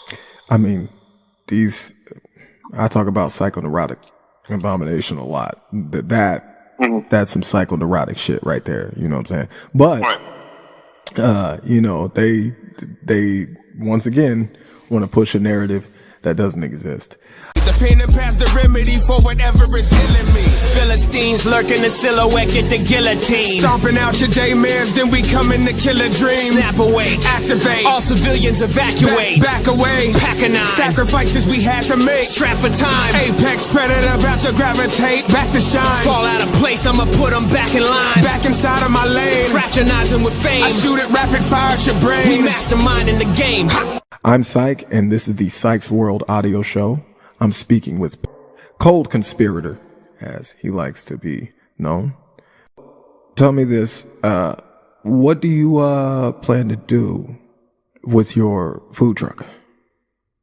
Oh, my food truck, I am going to set up a market in Charlotte that will satisfy the taste for Chicago-style hot dogs and Chicago-style snacks. Chicago-style snacks being Italian beef sandwiches with the ingredients shipped directly from Chicago.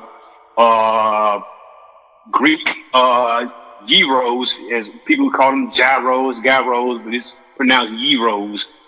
And is it I'm sorry, everybody, Conspirator, I am sorry if my questions sound a little jilted and slow here, but I am reading someone else's handwriting. I had them create the questions for each guest. You were the first guest in my head, so I had them write yours first. They rushed this shit, and I'm just now seeing it for the first time.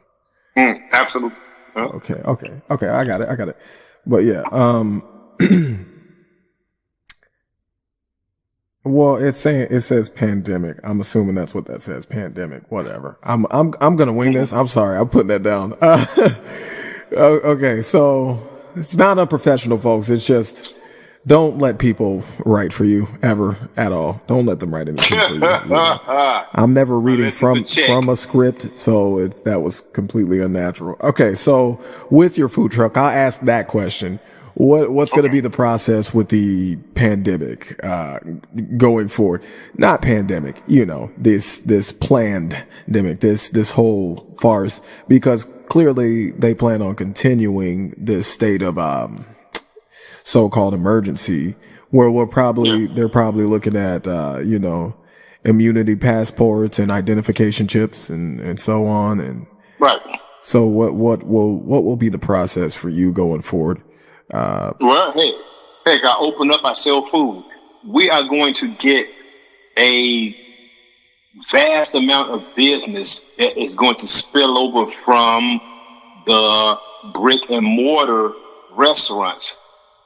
All because the more the restaurants become in agreement to mask policies, that is going to alienate an entire demographic of anti-maskers, anti-vaccinators, and they're going to be looking for places to patronize that's not going to be subservient to the narrative.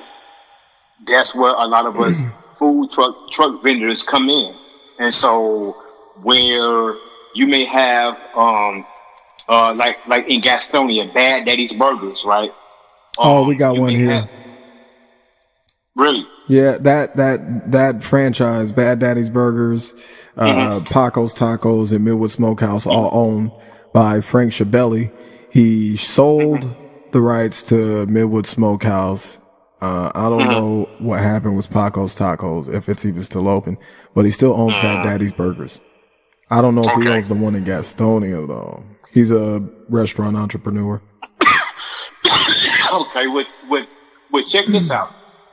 All right, so what's going to end up happening is the more the government pushes, right, they're going to be pushing restaurateurs to adopt mask policies, right? all of those restaurateurs who adopt these mass policies, right? They're gonna lose business, right? Right. They're not going to, or should I say, the patrons are not going to be looking to travel to more brick and mortar businesses that aggressively if it becomes an epidemic for the restaurateurs, the majority of the restaurateurs to adopt these policies. So the next step would be to what? You know what I'm saying? Find somewhere that's not adopting mass policies. If you got a food truck right down the street, across the street from the restaurateurs who are adopting the mass policies, and you know that this food truck got good food, and you can just sit outside when it's warm out, you can sit outside and eat, you know what I'm saying, without all the extra, they're going to come and bring without that money. anything over your face. Without anything over my face looking like Sub-Zero or Scorpion. Or look out like I'm in the remake of Lost in Space. Exactly. You know what I'm saying? So guess what? We gonna benefit from that. I'm not saying that the average $50,000 a week or $100,000 a week, you know what I'm saying, was, I'm probably pushing it a little bit, but like the average day in a brick and mortar restaurant, sit down restaurant, could exceed at least what, 15, 20,000. Well, let me ask you this question. This is more really a direct scenario question. Something that's more along the lines of like more likely to happen than not. So are you willing, after a busy day, all right, you're in one spot, you've been, let's say you went from, let's say it wasn't even a busy day, it was just that whole lunch rush between 1 o'clock, between 12 p.m. and 5 p.m. Okay. All right. So you cleared that out. You sold a bunch of food. I don't know. You made well over $3,000 in sales. Okay. And then you get a call. Hey, we got this going on over here at the park. Are you willing after that busy day to close up, restock on supplies real quick, and then slide over there? Because that's how a lot of these cats in Charlotte run their food carts. Yeah, I would be, but that's kind of like, that's a tall order because like there's a good majority of your morning that is dedicated towards prep, right? Mm-hmm. That would mean that I would have to go and prep all over again. Now, I'm not saying that I'm just be selling hot dogs, you know what I'm saying? The beginning stages of a dog catcher, right, which is the name of my business. Mm-hmm. The majority of the day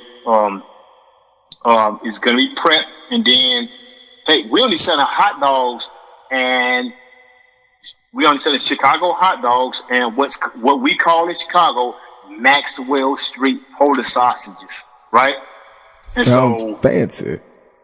Yeah, well, it ain't. Look. The Maxwell Street Polish sausages is a Polish sausage on a poppy seed hot dog bun with caramelized onions that has been simmered for an hour, and those are Vidalia onions. So those. Who taught you these? Sweet. Who taught you this witchcraft, sir?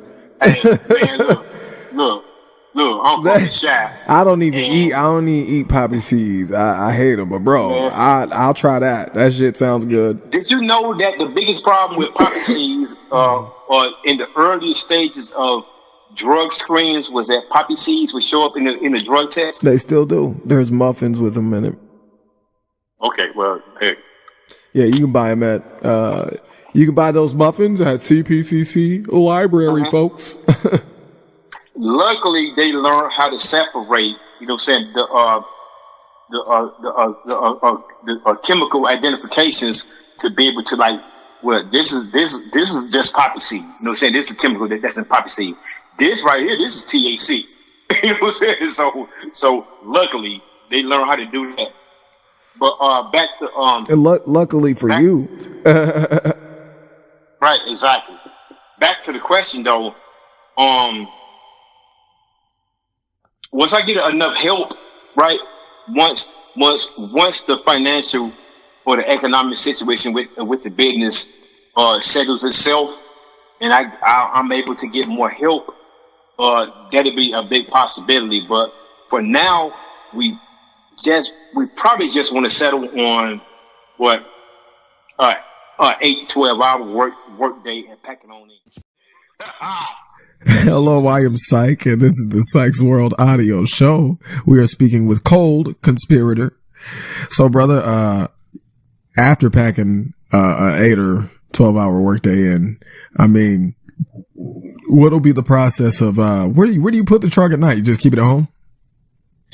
North Carolina requirement. Well, a lot of states require that either you can take the truck home, or you could seek out storage facilities, like public storage and the like. For the most part, I'm not gonna pay no damn body $100 a week to store a trailer that I can just drive up in my damn driveway. So we do have to have this thing though called commissary kitchen, only because your house and your home and your kitchen is not certified by the state to prepare food for human consumption at that level, right? It's just for your family. For public consumption, you have to obtain this thing called commissary kitchen. So what a commissary kitchen is a commercial kitchen that could be just for that purpose, right? Usually commissary kitchens may serve like a multitude of people.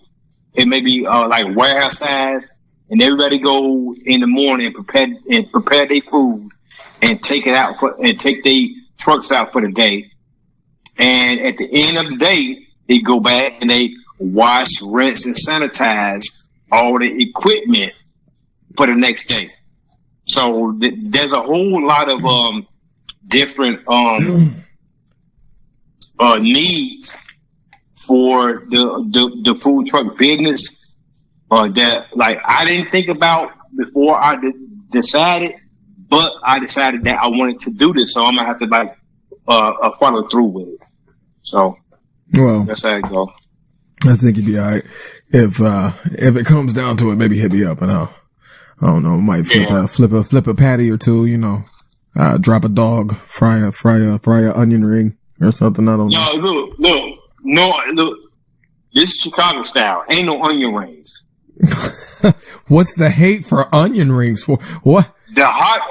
Listen, Chicago style. The hot dogs don't have ketchup on them. They don't have barbecue sauce on them. They don't. The hot dogs, onions, relish, mustard, pepper. You know what I'm saying? That's Chicago style. Okay. And nothing is steamed. It's all fried. Nothing is steamed. It's all fried. You know what I'm saying? Except the bun, of course. Who wants a damn fried bun? That sounds fatto. A fried bun. That doesn't sound. That sounds horrible. It's look. It don't. I ain't said deep fried, but I said fried bun. That sounds like a lot of heartburn, man. That just sounds. Ow. That's you. A fried bun would sure clog your arteries. I think it would stop your heart, or it might stop your spine. Like you're not working anymore, and it's just gonna shut your spine down. It's just gonna. Well, the COVID vaccine is gonna do that shit anyway. Might as well have a good taste in your mouth while you being freaking. Oh come on! It's not gonna do that. It only changes your DNA and prevents you from having children ever. Yeah, that's sounds like the doggone the Tuskegee experiment. Yes, it does. Yes, it does. Whoa. 3 generations of new people. But see, they want to do that anyway because guess what? And if population depletion plan. I've been talking about it for decades. Well, guess what? White America is not growing. White America is shrinking. We need each other. We have to have each other for our survival. From the revolutionaries to the conservatives, a black united front is what we're about.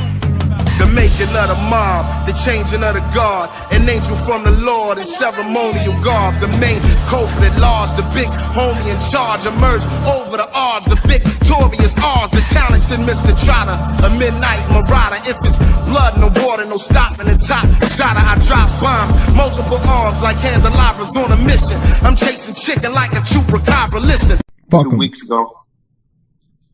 Right here and now, we claim on Psychs World Audio Show, fuck them.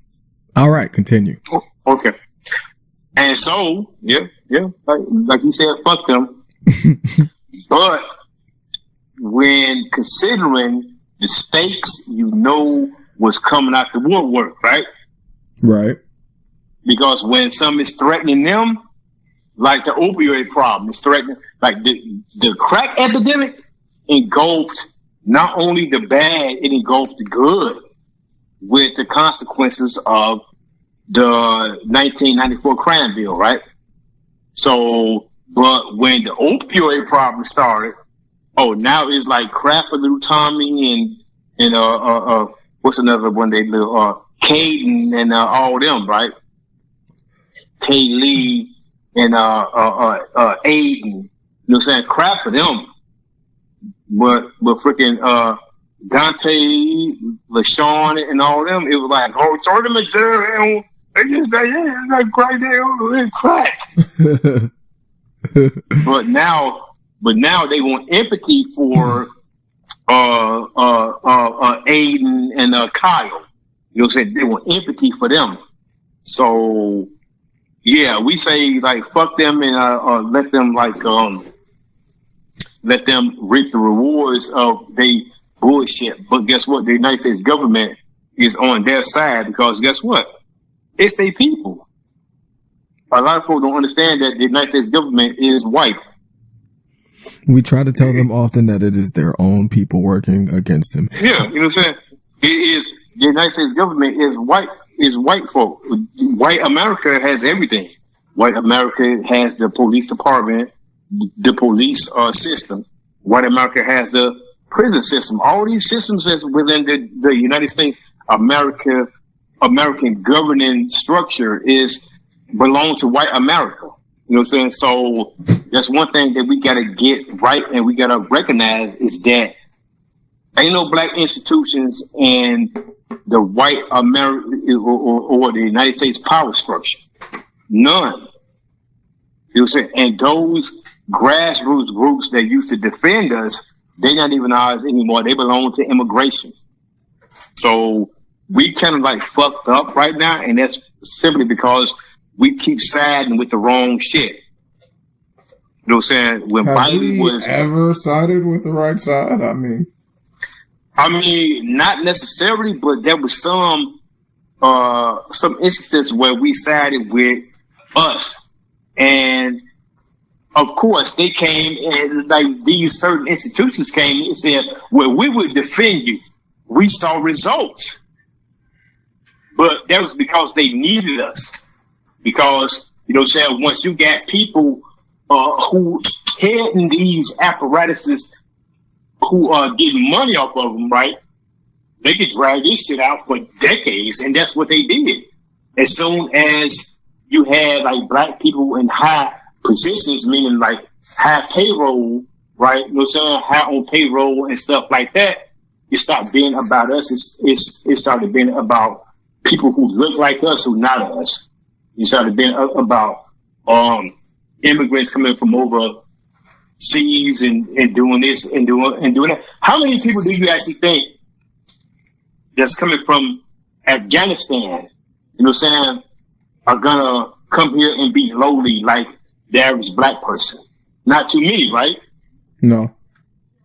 Them motherfuckers who own this plane right now, who got pictures taken of them on I forget what that Air Force aircraft is called, you know what I'm saying? But on that cargo aircraft, it's like a ton of Afghanistan, like folks from Afghanistan. Oh, I saw.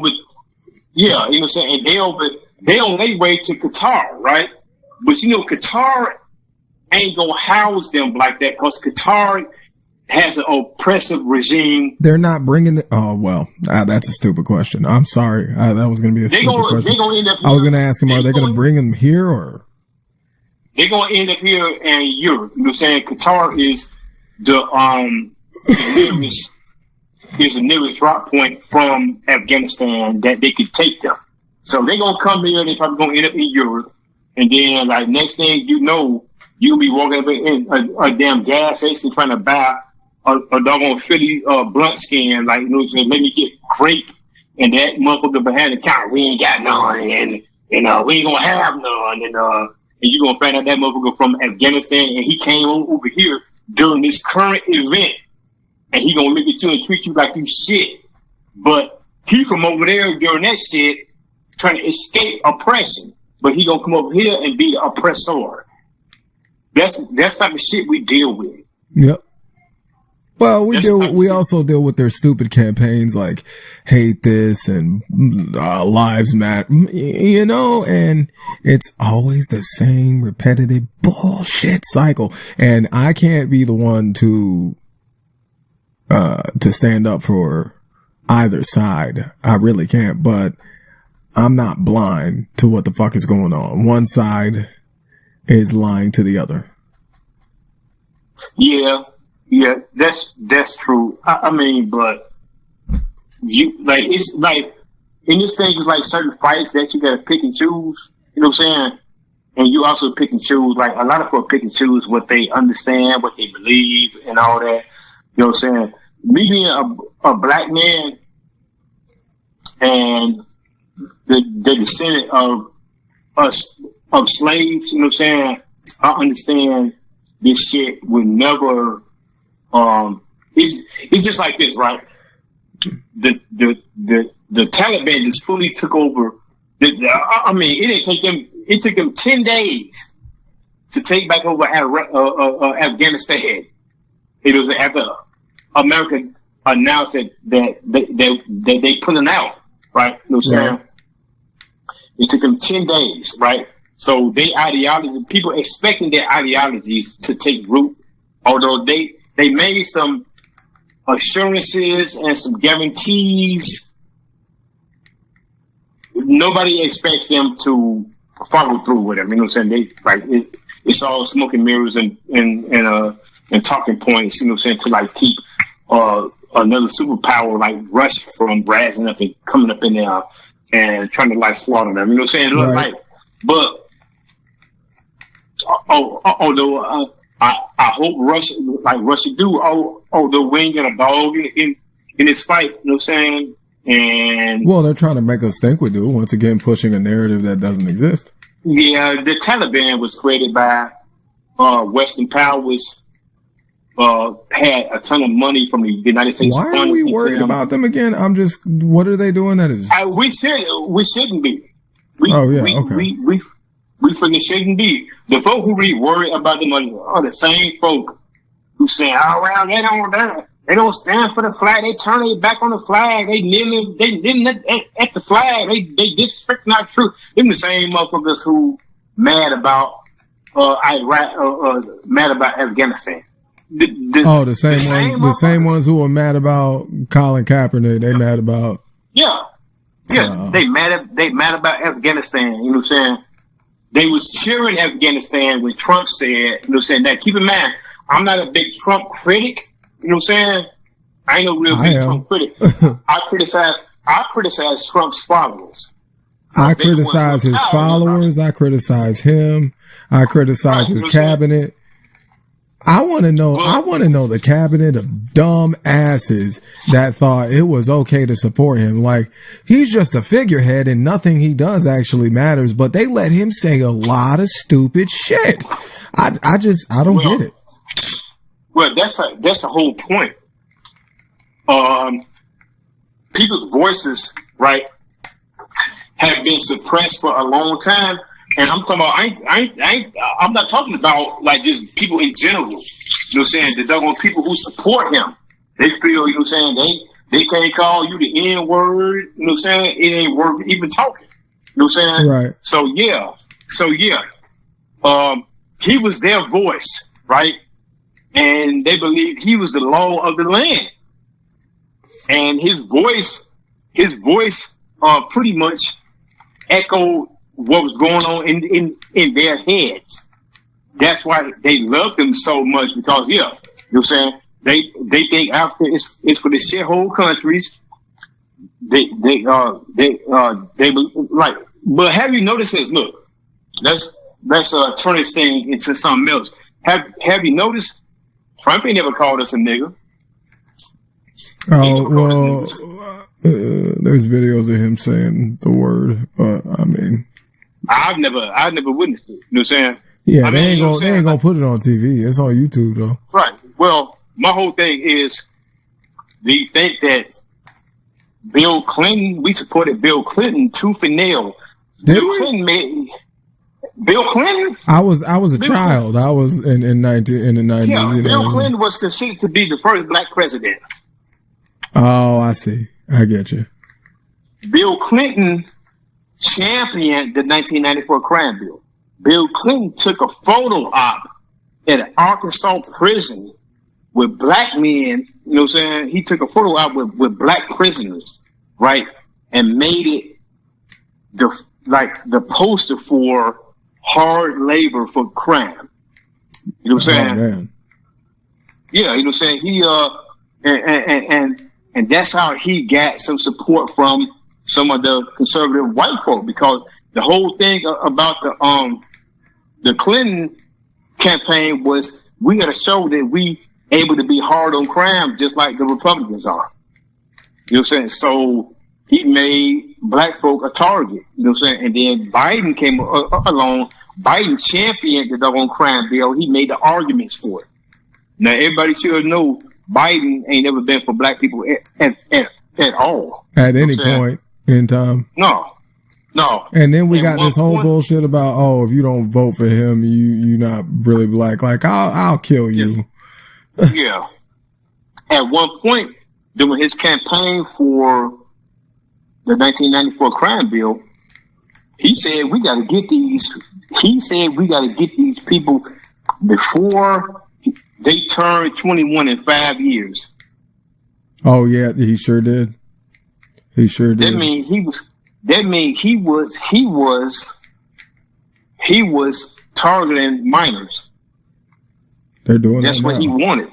Yeah. You know what I'm saying? So they was targeting us at early as the age of 5. And a lot of folks know it. That's why Tamir Rice got shot at 12. You know what I'm saying? Mm-hmm.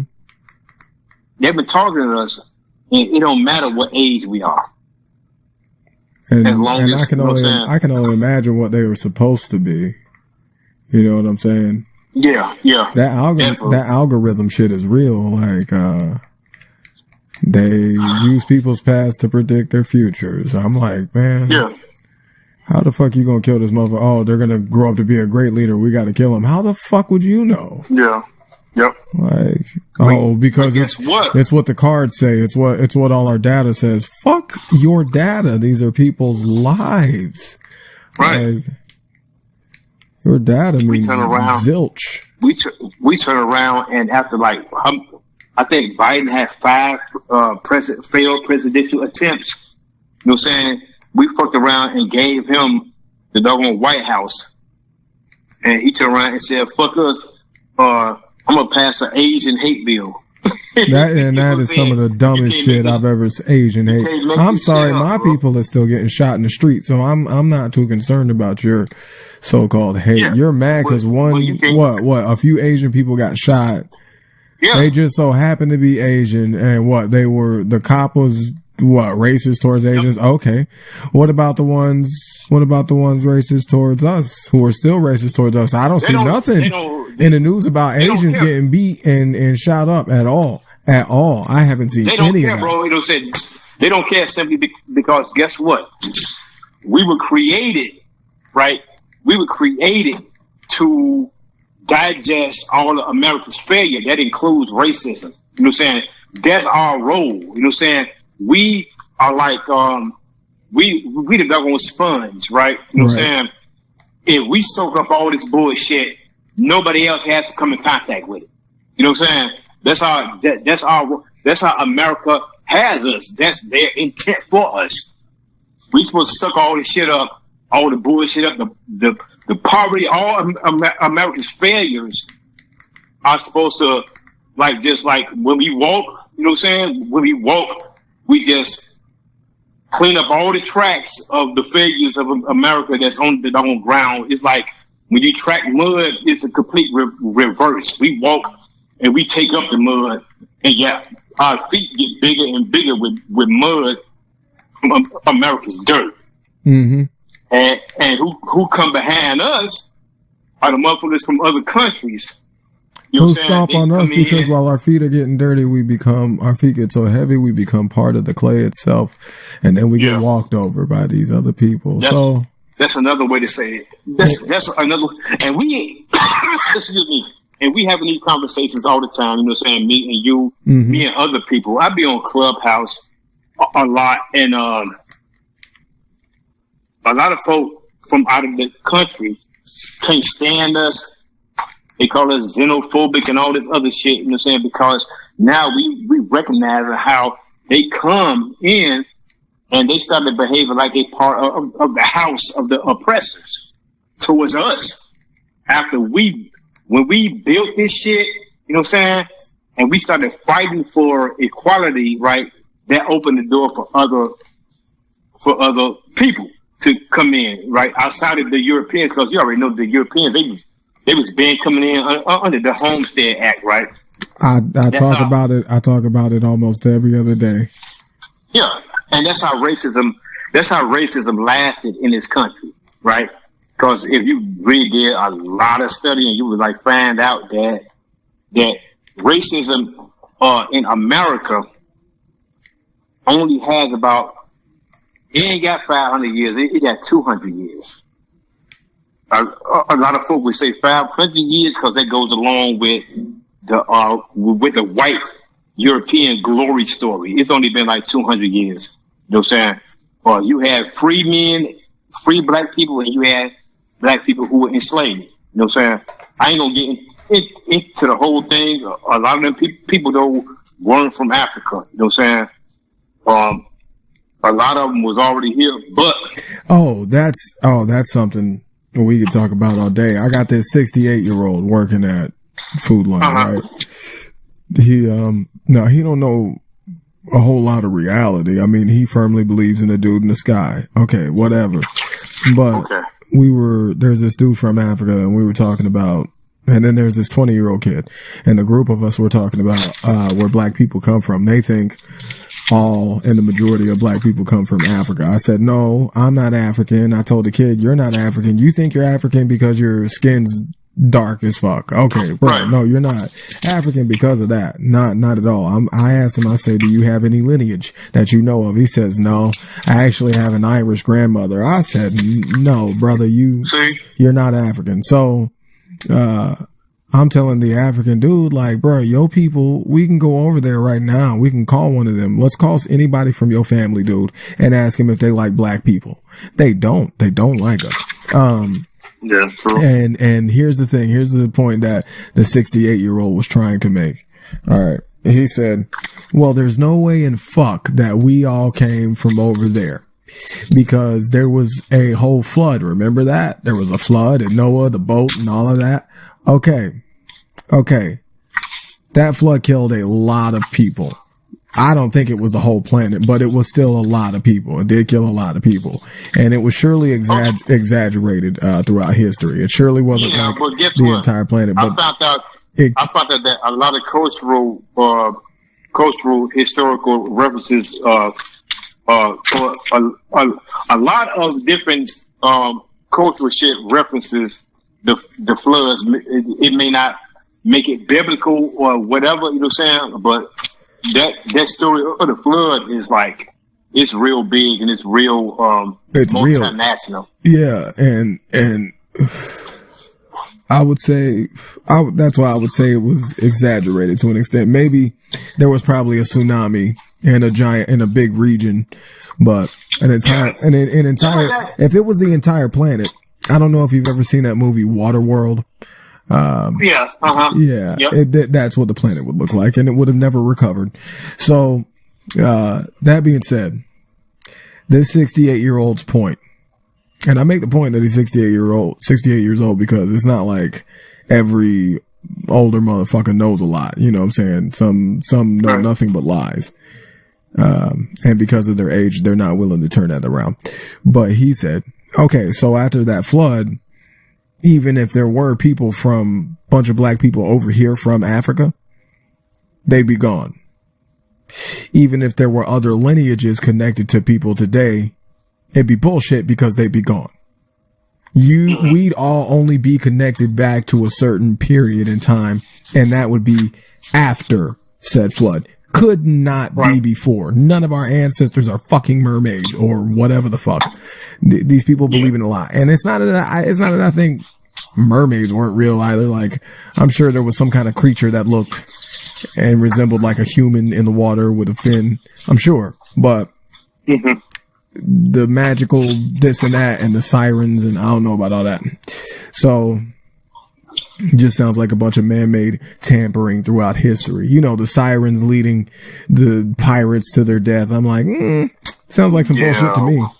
You know, sounds like Santa Claus to me. So, let me like on your statement about Waterworld, right? You know what I'm saying?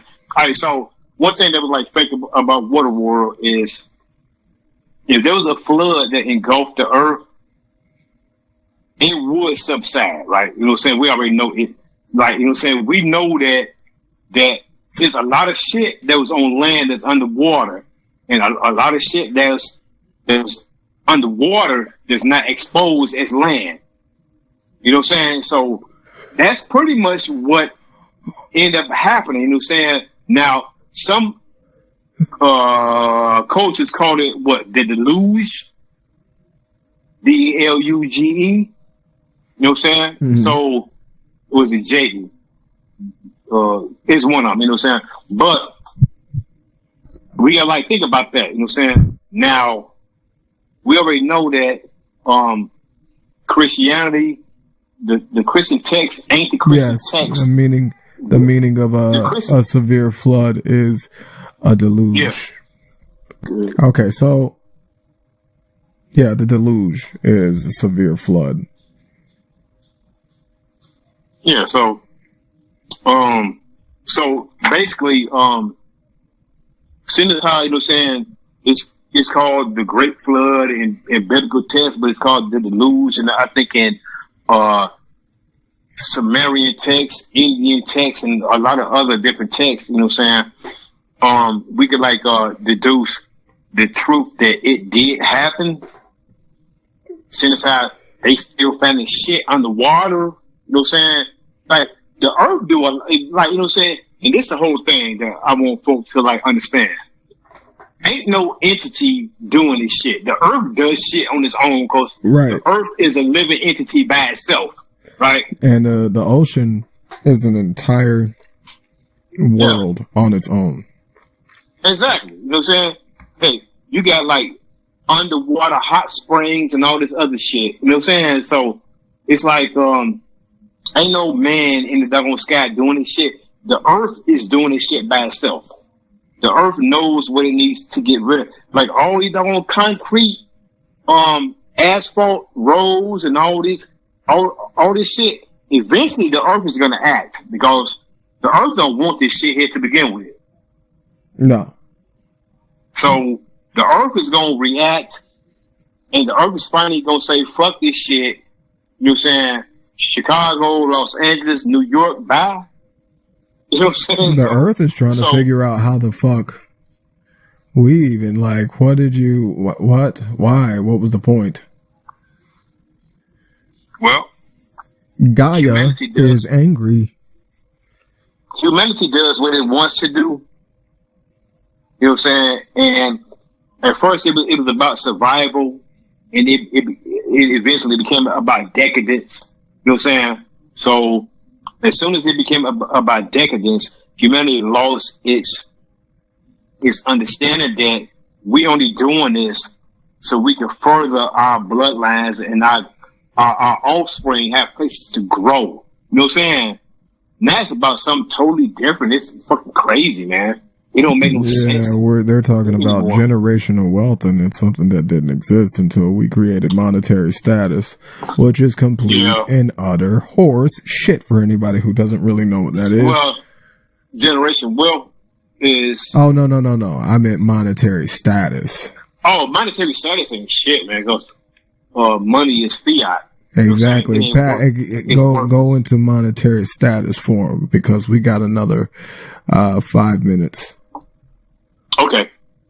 Monetary status is nothing more than, you got a job and you bring in income, and that shit is like $1,000 could turn into $50 in this economy now. 20 years, your $1,000 will be worth $50. You know what I'm saying? Yep. So back when I was growing up, back when I was younger, in my 20s, you could live off a job from McDonald's. You could get you a crib. Yeah. Even I could when I was 20 in 2012. Yeah. Now McDonald's can't even pay your rent with a room. If you the only motherfucker in a roommate situation and you work in McDonald's, them motherfuckers gonna kick your ass out. You ain't got enough money coming in. They ain't letting you stay. Hell no. You ain't got enough money coming in. So wealth though. Money. Wealth. You better talk about stripping. Wealth though. Here's the thing. Listen, white America is worth $100 trillion. Black America is worth, you know what I'm saying? I've been saying 380 billion. It's climbed now to like 6 trillion. 6 trillion is still a lot less than 100 trillion, right? And it's just because, like, you know what I'm saying, like when I say when I was saying 380 billion to like 6 trillion, it's because you have more cultures, right, that's from over in Africa, who they are equating into our whole economic structure, you know what I'm saying, in Black America now. You know what I'm saying? It's $380 billion for descendants of slavery. When you add in all the immigrants who are doctors and all this stuff, it goes up to like 6 trillion. All right? Right. Just to be clear. White America, 100 trillion. Why? White America own industry. You know what I'm saying? White America own industry because white America has sabotaged Black America from owning industry. And this comes from this starts in the 1800s, go all the past, way past the world wars and freaking depressions and all this shit. And here we are now where they got Black America just satisfied with having a job. And we see posts on Facebook, the first Black CEO of Coca-Cola. And you like, and cats be like, oh my God, the first Black CEO of Coca-Cola. That's a job, dude. Yeah. That's a job. That dude get a pension. That ain't nothing but another backbreaking 40-something hours, 60-hour weeks. He can fire another employee, right? He can't fire a shareholder. All the shareholders are white. You know what I'm saying? So we need to start getting our shit together and understanding the difference between income, riches, and wealth. A lot of income don't make wealth. A lot of income don't even really make riches. You know what I'm saying? Because income does what? It splits up into financing the needs and wants of a person. You know what I'm saying? Right. You need to pay your light bill. You know what I'm saying? They don't want mortgage you get. You need to pay that shit. You need to pay your light bill. You know what I'm saying? You need to pay your water bill. You a CEO, you done bought like a $900,000 house. Them bills still coming in though. You know what I'm saying? The bills are still coming in. you still gotta pay taxes. You still gotta pay benefits. You know what I'm saying? On that shit, just like a regular fucking paycheck. A regular motherfucker, yeah. Yeah, you know what I'm saying? So cats are like dumb. Cats are dumb. They think that a lot of income mean wealth, but guess what? You're making $900,000 a year, right? Right. If the value of the dollar go down, that $900,000 could be worth $500,000. You know what I'm saying? And so, cats need to understand that just because a motherfucker make a lot of money a year don't mean they reaping the benefits of all that damn money, because all the money can be worth nothing. Now, a motherfucker with wealth, you may have a motherfucker who's sitting around making $50,000 a fucking year, right? Right. He got an aunt, right? They got a grandfather clock. You know what I'm saying? That belonged to Mark Twain. That motherfucker may be worth, you know what I'm saying, $15 million. You know what I'm saying? He waiting to get that motherfucker because that's part of the damn will. You know what I'm saying? His uncle may have this coin collection, you know what I'm saying, that was from one of their great fucking ancestors who served in the military with fucking Napoleon. You know what I'm saying? Right. That's the kind of shit white folk have. Black folk looking at income. White folk have assets. Right. Nobody has generational wealth from Scipio Africanus. You know what I'm saying? No, hell no. You know what I'm saying? Oh, and that was another thing. The African dude at my job didn't even know who the fuck that was. I'm like, dog, you don't know who the first African man was? That's your dude. That is literally your greatest grandfather. Like, nigga, he didn't understand. He was like, I don't know who that is. Had at least, over time, Africa had at least fucking 6 different names. Africa was Ethiopia at one time. Africa was Egypt at one time. The entirety of fucking Africa. Africa didn't become Africa until that white influence dude named it Africa. You know what I'm saying? Right. Africa been Al-Kibulon. You know what I'm saying? Or Al-Kib United. You know what I'm saying? Africa been like 5 different damn names, man. Africa was Ethiopia. So, like, basically, you know what I'm saying? What people get wrong about Africa is people be looking at Africa as some unified landmass, and it's not. Africa. Well, some people still think they're from Ethiopia. And Africa ain't even Pan-African, dude. No, it's not. Pan-Africanism don't live nowhere but here in America. Right. Nigerians don't give no fuck about no damn fucking Ethiopians. Ethiopians don't give no fuck about no damn Congolese. Congolese don't give no fuck about Eritreans. Eritreans don't give no fuck about Sudanese. You know what I'm saying? But here in America, we bring all that shit together, and you know what I'm saying, and then say that somebody has a problem with the other one. Right.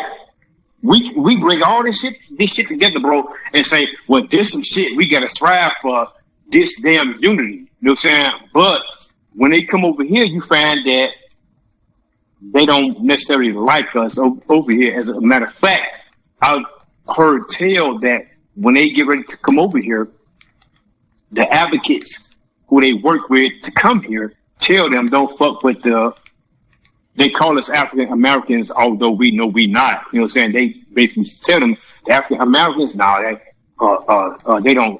And you know why? Because we, according to the United States government, we tainted.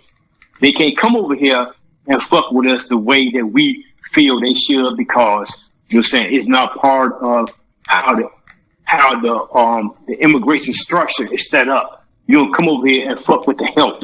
You know what I'm saying? Right. Y'all not going over there. Y'all leaving as refugees, but y'all going over there to take prominent roles. African Americans, Black Americans, American descendants of slavery, or whatever you want to call them, they help. They the help. You know what I'm saying? You don't go over there and align yourselves with them. That's why they don't come over here and they don't land in the ghetto, do they? I can tell you from being a Chicago native, right? On the west side, south side, Garfield district, Austin district, you know what I'm saying, Lawndale district, all these Inglewood district, all these rough parts of Chicago, Africans and the other foreigners, they don't live there. They don't come to these parts of Chicago until what? It's time to open up a business. So they open up their businesses, right? We supposed to be so terrible. But they open up their businesses in our neighborhoods, right? And they come and go safe. A nigga from that same neighborhood get a bullet in his head, but a mod can get in his car and drive away scot-free and come back the next day, you know what I'm saying, and make more money. Exactly. But Dante done shot Tamir in the head, right, over some emotional shit, probably dealing with a damn chick or some shit, you know what I'm saying? That's what, like this. Over some cigarettes or something stupid. Right. This how motherfuckers get Black America fucked up, you know what I'm saying, is because we, they don't understand that when folk come over here, they have an agenda. They give an agenda, they follow through with. They say, you know, dude who just came here last year, he your fucking boss. You know what I'm saying? You've been born here. Hell, you probably went to college. You know what I'm saying? Got a couple of degrees under your belt, but because the way this country is set up, right, you never got your chance to utilize your damn degrees before you had to work and support yourself. You know what I'm saying? Now you at Starbucks. The story of my fucking life. You and I both. You know what I'm saying? Now you at Starbucks as a barista, right? And guess who your doggone what's name is? Your doggone supervisor is a motherfucker from Estonia. You know what I'm saying? Right. Who came here during a fucking Balkan revolution. You know what I'm saying? He came here during a Balkan revolution, right? You ain't got no criminal record. You know what I'm saying? You went to school, got your fucking degrees. You know what I'm saying? Your credit at 654. You know what I'm saying? And this motherfucker just came here last year. And he putting in the payroll for you. This how fucked up this country is towards black folk. I mean, like, I ain't gonna lie. It's white folk is fucked up towards too. Like, because you see a lot of them damn baristas in Starbucks. I mentioned barista because that's like the best example. A lot of them baristas in Starbucks like be white. Well, this is because the Europeans, the colonizers, cast out their own people. Like the stupidest shit. It's the stupid shit. It's like Russians hating Irish or Irish hating Polish, and the Polish hating the Norwegian. Well, like Polish folk hate black folk. Well, I don't know. Well, they all hate us. It's not because he's like they. Listen, let me tell you what when I figured out that Polish folk hate black folk. Right, I'm from Chicago. Right, Chicago got like the biggest. I think the biggest Polish population in the whole United States. Right, you know what I'm saying? Think so. I think you're right about that. Yeah, we real big on Eastern Europeans. Right, so therefore, I'm sitting there and I like read a lot. Right, I be on Facebook. Like, I read books, but you know what I'm saying, quick shit, I'll be on Facebook and you see a news story about Chicago come up, black folk involved, right? I mean, it's bad enough, right? The mayor is black, you know what I'm saying, and they hit up for everything, right? But the black youth, when they involved, all the hate speech come from people with last names like Shinowski, Kapowski, you know what I'm saying? Right. Ludenwick, you know what I'm saying? Shit like that, you know what I'm saying? All Balkan and Eastern European, Polish, Slavic names. You know what I'm saying? Worcester sour. Yeah. Worcester sour, whatever the fuck, however you're supposed to say it. they look like Loin Kugel. You know what I'm saying? You be like, bully on cubes. right. And they be saying the most foul shit, dude. And They do. I really started paying attention, right? Because I would go on to them stories every day, right? After a while, like I started doing that when Obama got elected, right? I caught wind of it then, and I started seeing all these foul, you know, like black teen killed and blah blah blah. You see the laughing emoji be the first thing you see, and then when you go to who was laughing, all Polish motherfuckers. I bullshit you not. I kid you not. I am not exaggerating. You know what I'm saying? For some reason, and I think what it is, bro. I think it's two things, right? I think black folk have black folk in America and Africa, right? You know what I'm saying? This is the only thing we have in common. It's something that happened, right? That ain't nobody telling us. I'm Psych, and this is the Psychs World audio show. Give us a subscribe, like, share, leave a comment. We love that. Today I'm speaking with co-conspirator for part 3 of what I call Part 3. The knowledge drop. Hold on, let's say that again. Say part 3. Part 3. Knowledge drop.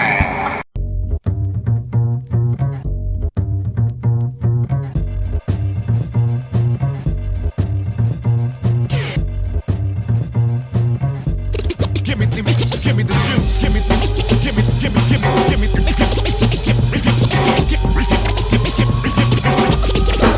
another day in the life, no time for play. I'm trying to cake, hot stakes, survival increasing my fire rate. Eyes dilated, aim my sight, fly straight. If I ever want my record to see the light of day, I'ma find a way. Way to the world need a lift. If he carry bags, I know he gon' need a tip. You're free to give, my man, but I don't need a disc. With the grip of tracks, it's really nothing for me to skip. We the creed of a better breed, and you never read us. Bam, bam. There it is. There it is. Bang. We're up in there all fresh, all wiggity ziggity, controllers in hands. Are you people ready to play the game? Play the game. Time to play the game. Let me stop before they monetize my shit. Yeah. All right. Yep. All right. So, pick up where we left off, Pat. Okay, so basically what I was saying was a lot of people don't understand that America was filled with tribes, right? So let's first go to one of the scribes from Christopher Columbus's first expedition group. You know what I'm saying? Already had described the people that they encountered or they observed from afar when they first arrived in the Caribbean. You know what I'm saying? They thought they was in India, and they was in India, they was in the fucking Caribbean, you know what I'm saying? And they look like us, you know what I'm saying?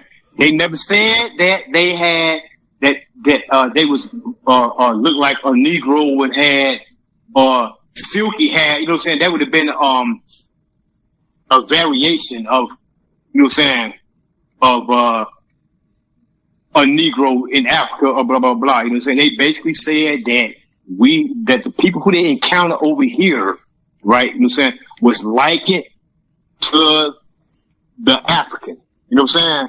So that means everything. That means the hair, that means the skin tone, that means everything. And so another point to be made is that there was over 120 tribes, right? That don't forget, Native American, that term didn't exist until the 20th century. You know what I'm saying? So there was like over 120 tribes, right? You know what I'm saying? Most of those tribes ain't recognized now because they were Negro tribes. They were black tribes. And what happened after all the wars that was waged with the Europeans who came over here, all those tribes were killed. They was all snuffed out, right? They wasn't killed though. You know what I'm saying? When the slave trade started, all those tribes began to go under the umbrella of Negro, right? Right. The only ones The only ones who was allowed to consider themselves native to this land were the Mongoloid tribes, you know what I'm saying? And keep in mind, the Mongoloid tribes are the ones who also, coincidentally, chased the Europeans out of the caves. They became known as the civilized tribes, because them motherfuckers are the ones who started letting white folk in. You know what I'm saying? So they paid, right, by sharing their identity with white folk, the $5 Indians who, during the Dawes Roll, you know what I'm saying, which was another census, right? You know what I'm saying? There was a guy, I can't forget his first name, but his last name was Dawes, right? Right. And he conducted a census. And this census was for obtaining resources from due to the tribes that were left after the last war that they fought, right? And so white folks started stepping up and be like, well, I'll give you $5, right? $5 was like, I guess back then was like around $2,000. $5, you know what I'm saying? I give you $5 and you can put me on the road so I can get some of the benefits. Right. You know what I'm saying? And that's what happened. That's why so many white folk that's why so many so-called Indians started looking like, you know what I'm saying, like Marlon Brando and shit. You know what I'm saying? Yeah. So, while all the Indians who look like us became, you know what I'm saying, Negroes, some of them stayed free in the North. A lot of them became slaves in the South. A lot of cats don't know that shit though, because they too busy listening to what's coming out of the motherfuckers' mouths. You know what I'm saying? Yeah. And so what happens when you start telling a motherfucker they somebody else for 2 generations? They start thinking they somebody else. But your elders, right? Your elders, if you are a Generation Xer or you are a baby boomer, right? You ain't never heard your ancestors, your elders tell you African at all. No. And that's the fucking problem. You know what I'm saying? You like none of your elders outside of you being a millennial or possibly Generation Y would tell you that you are African. And it's pretty much because that's what they was taught through the education system. They ain't ever had nobody, no elder tell them that they African.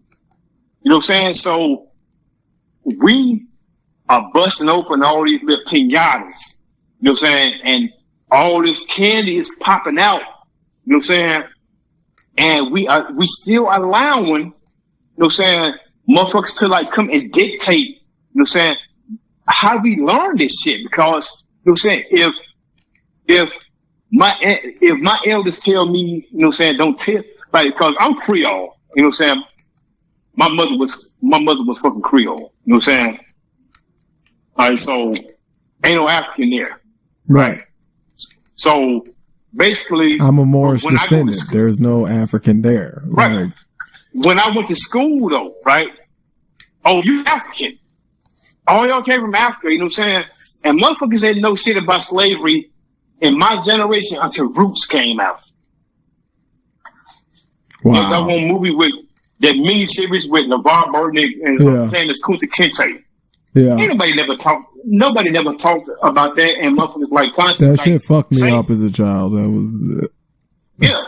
Motherfuckers like constantly like say when there was books written prior to then and blah blah blah. Well, that's where all that bullshit came from. You know what I'm saying? Like and then on top of that, motherfuckers going out getting these damn DNA tests, right? Right. Oh, Ancestry.com. They full right. of shit. If the United States told you was African, what the fuck you think the doggone DNA gonna tell you? Why are you spending money for them to like misinform you more? You know what I'm saying?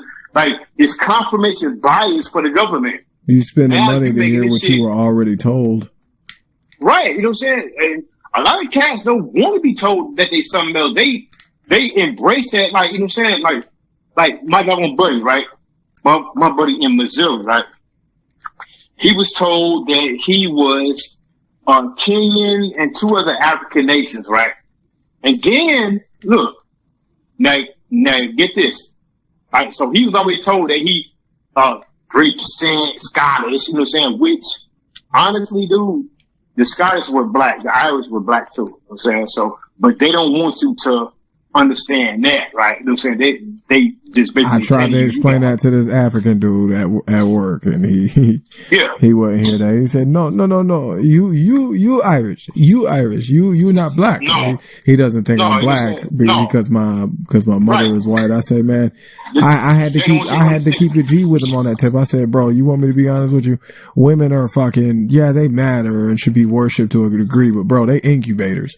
We can make people. Did you know that? They make people. They made a lot of people. He's like, well, I said, you're probably a test tube baby, dude. You probably ain't even fully African and didn't know it. Man, exactly. I'm like, what matters is that I came out of a black nut sack. That's what matters. And he's like, okay, bro, but who told you that? They lied to you. I say, okay. All right, dog. He's just, they're gonna tell you you African just because. You know what I'm saying? That's the out of Africa theory. Well, he wasn't saying I was African. He was just saying I wasn't black. He was saying you was Scottish, but guess what? Irish. Scottish and Irish were originally black, so he's probably right. You know what I'm saying? But if he think that you white, you know what I'm saying, that you Caucasian because they say you Irish, you know what I'm saying? That's bullshit, and that's what they want you. They want you to be satisfied with having a little bit of white in you, but the majority of you is African. You know what I'm saying? Ain't gonna be no markers in your shit that tell you that you American. You know what I'm saying? Because they already got that worked out. They already got given it to some Mongoloids who crossed the Baltics and Siberia. You know what I'm saying? 2,000 years ago, when we were already here when they got here. And that's a problem. That's a damn problem that we trying to fix now. But it's so many doggone political groups, you know what I'm saying, who fucking shit up that, you know what I'm saying, that anytime you say black folk are indigenous to America, motherfuckers get mad. White folk get mad because like white folk get mad at black folk saying that we indigenous. Although, you know, white folk came from fucking Europe. And they came from the lowest parts of Europe because Europe was black at the time that they left.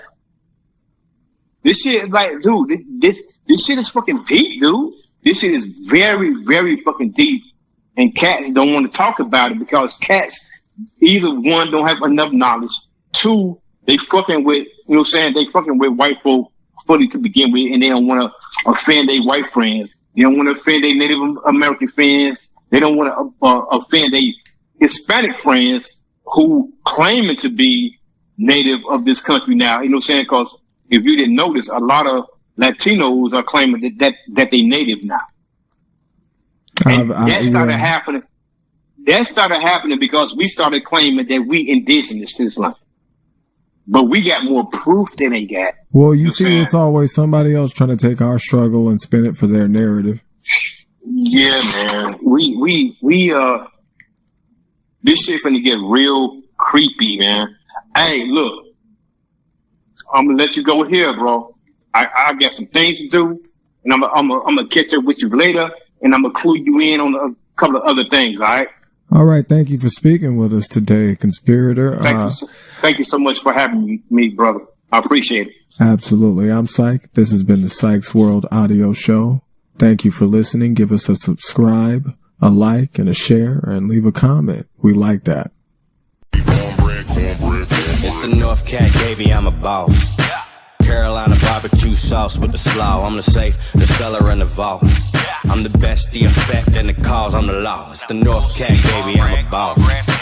Carolina barbecue sauce with the slaw. I'm the safe, the cellar, and the vault. I'm the best, the effect, and the cause. I'm the law.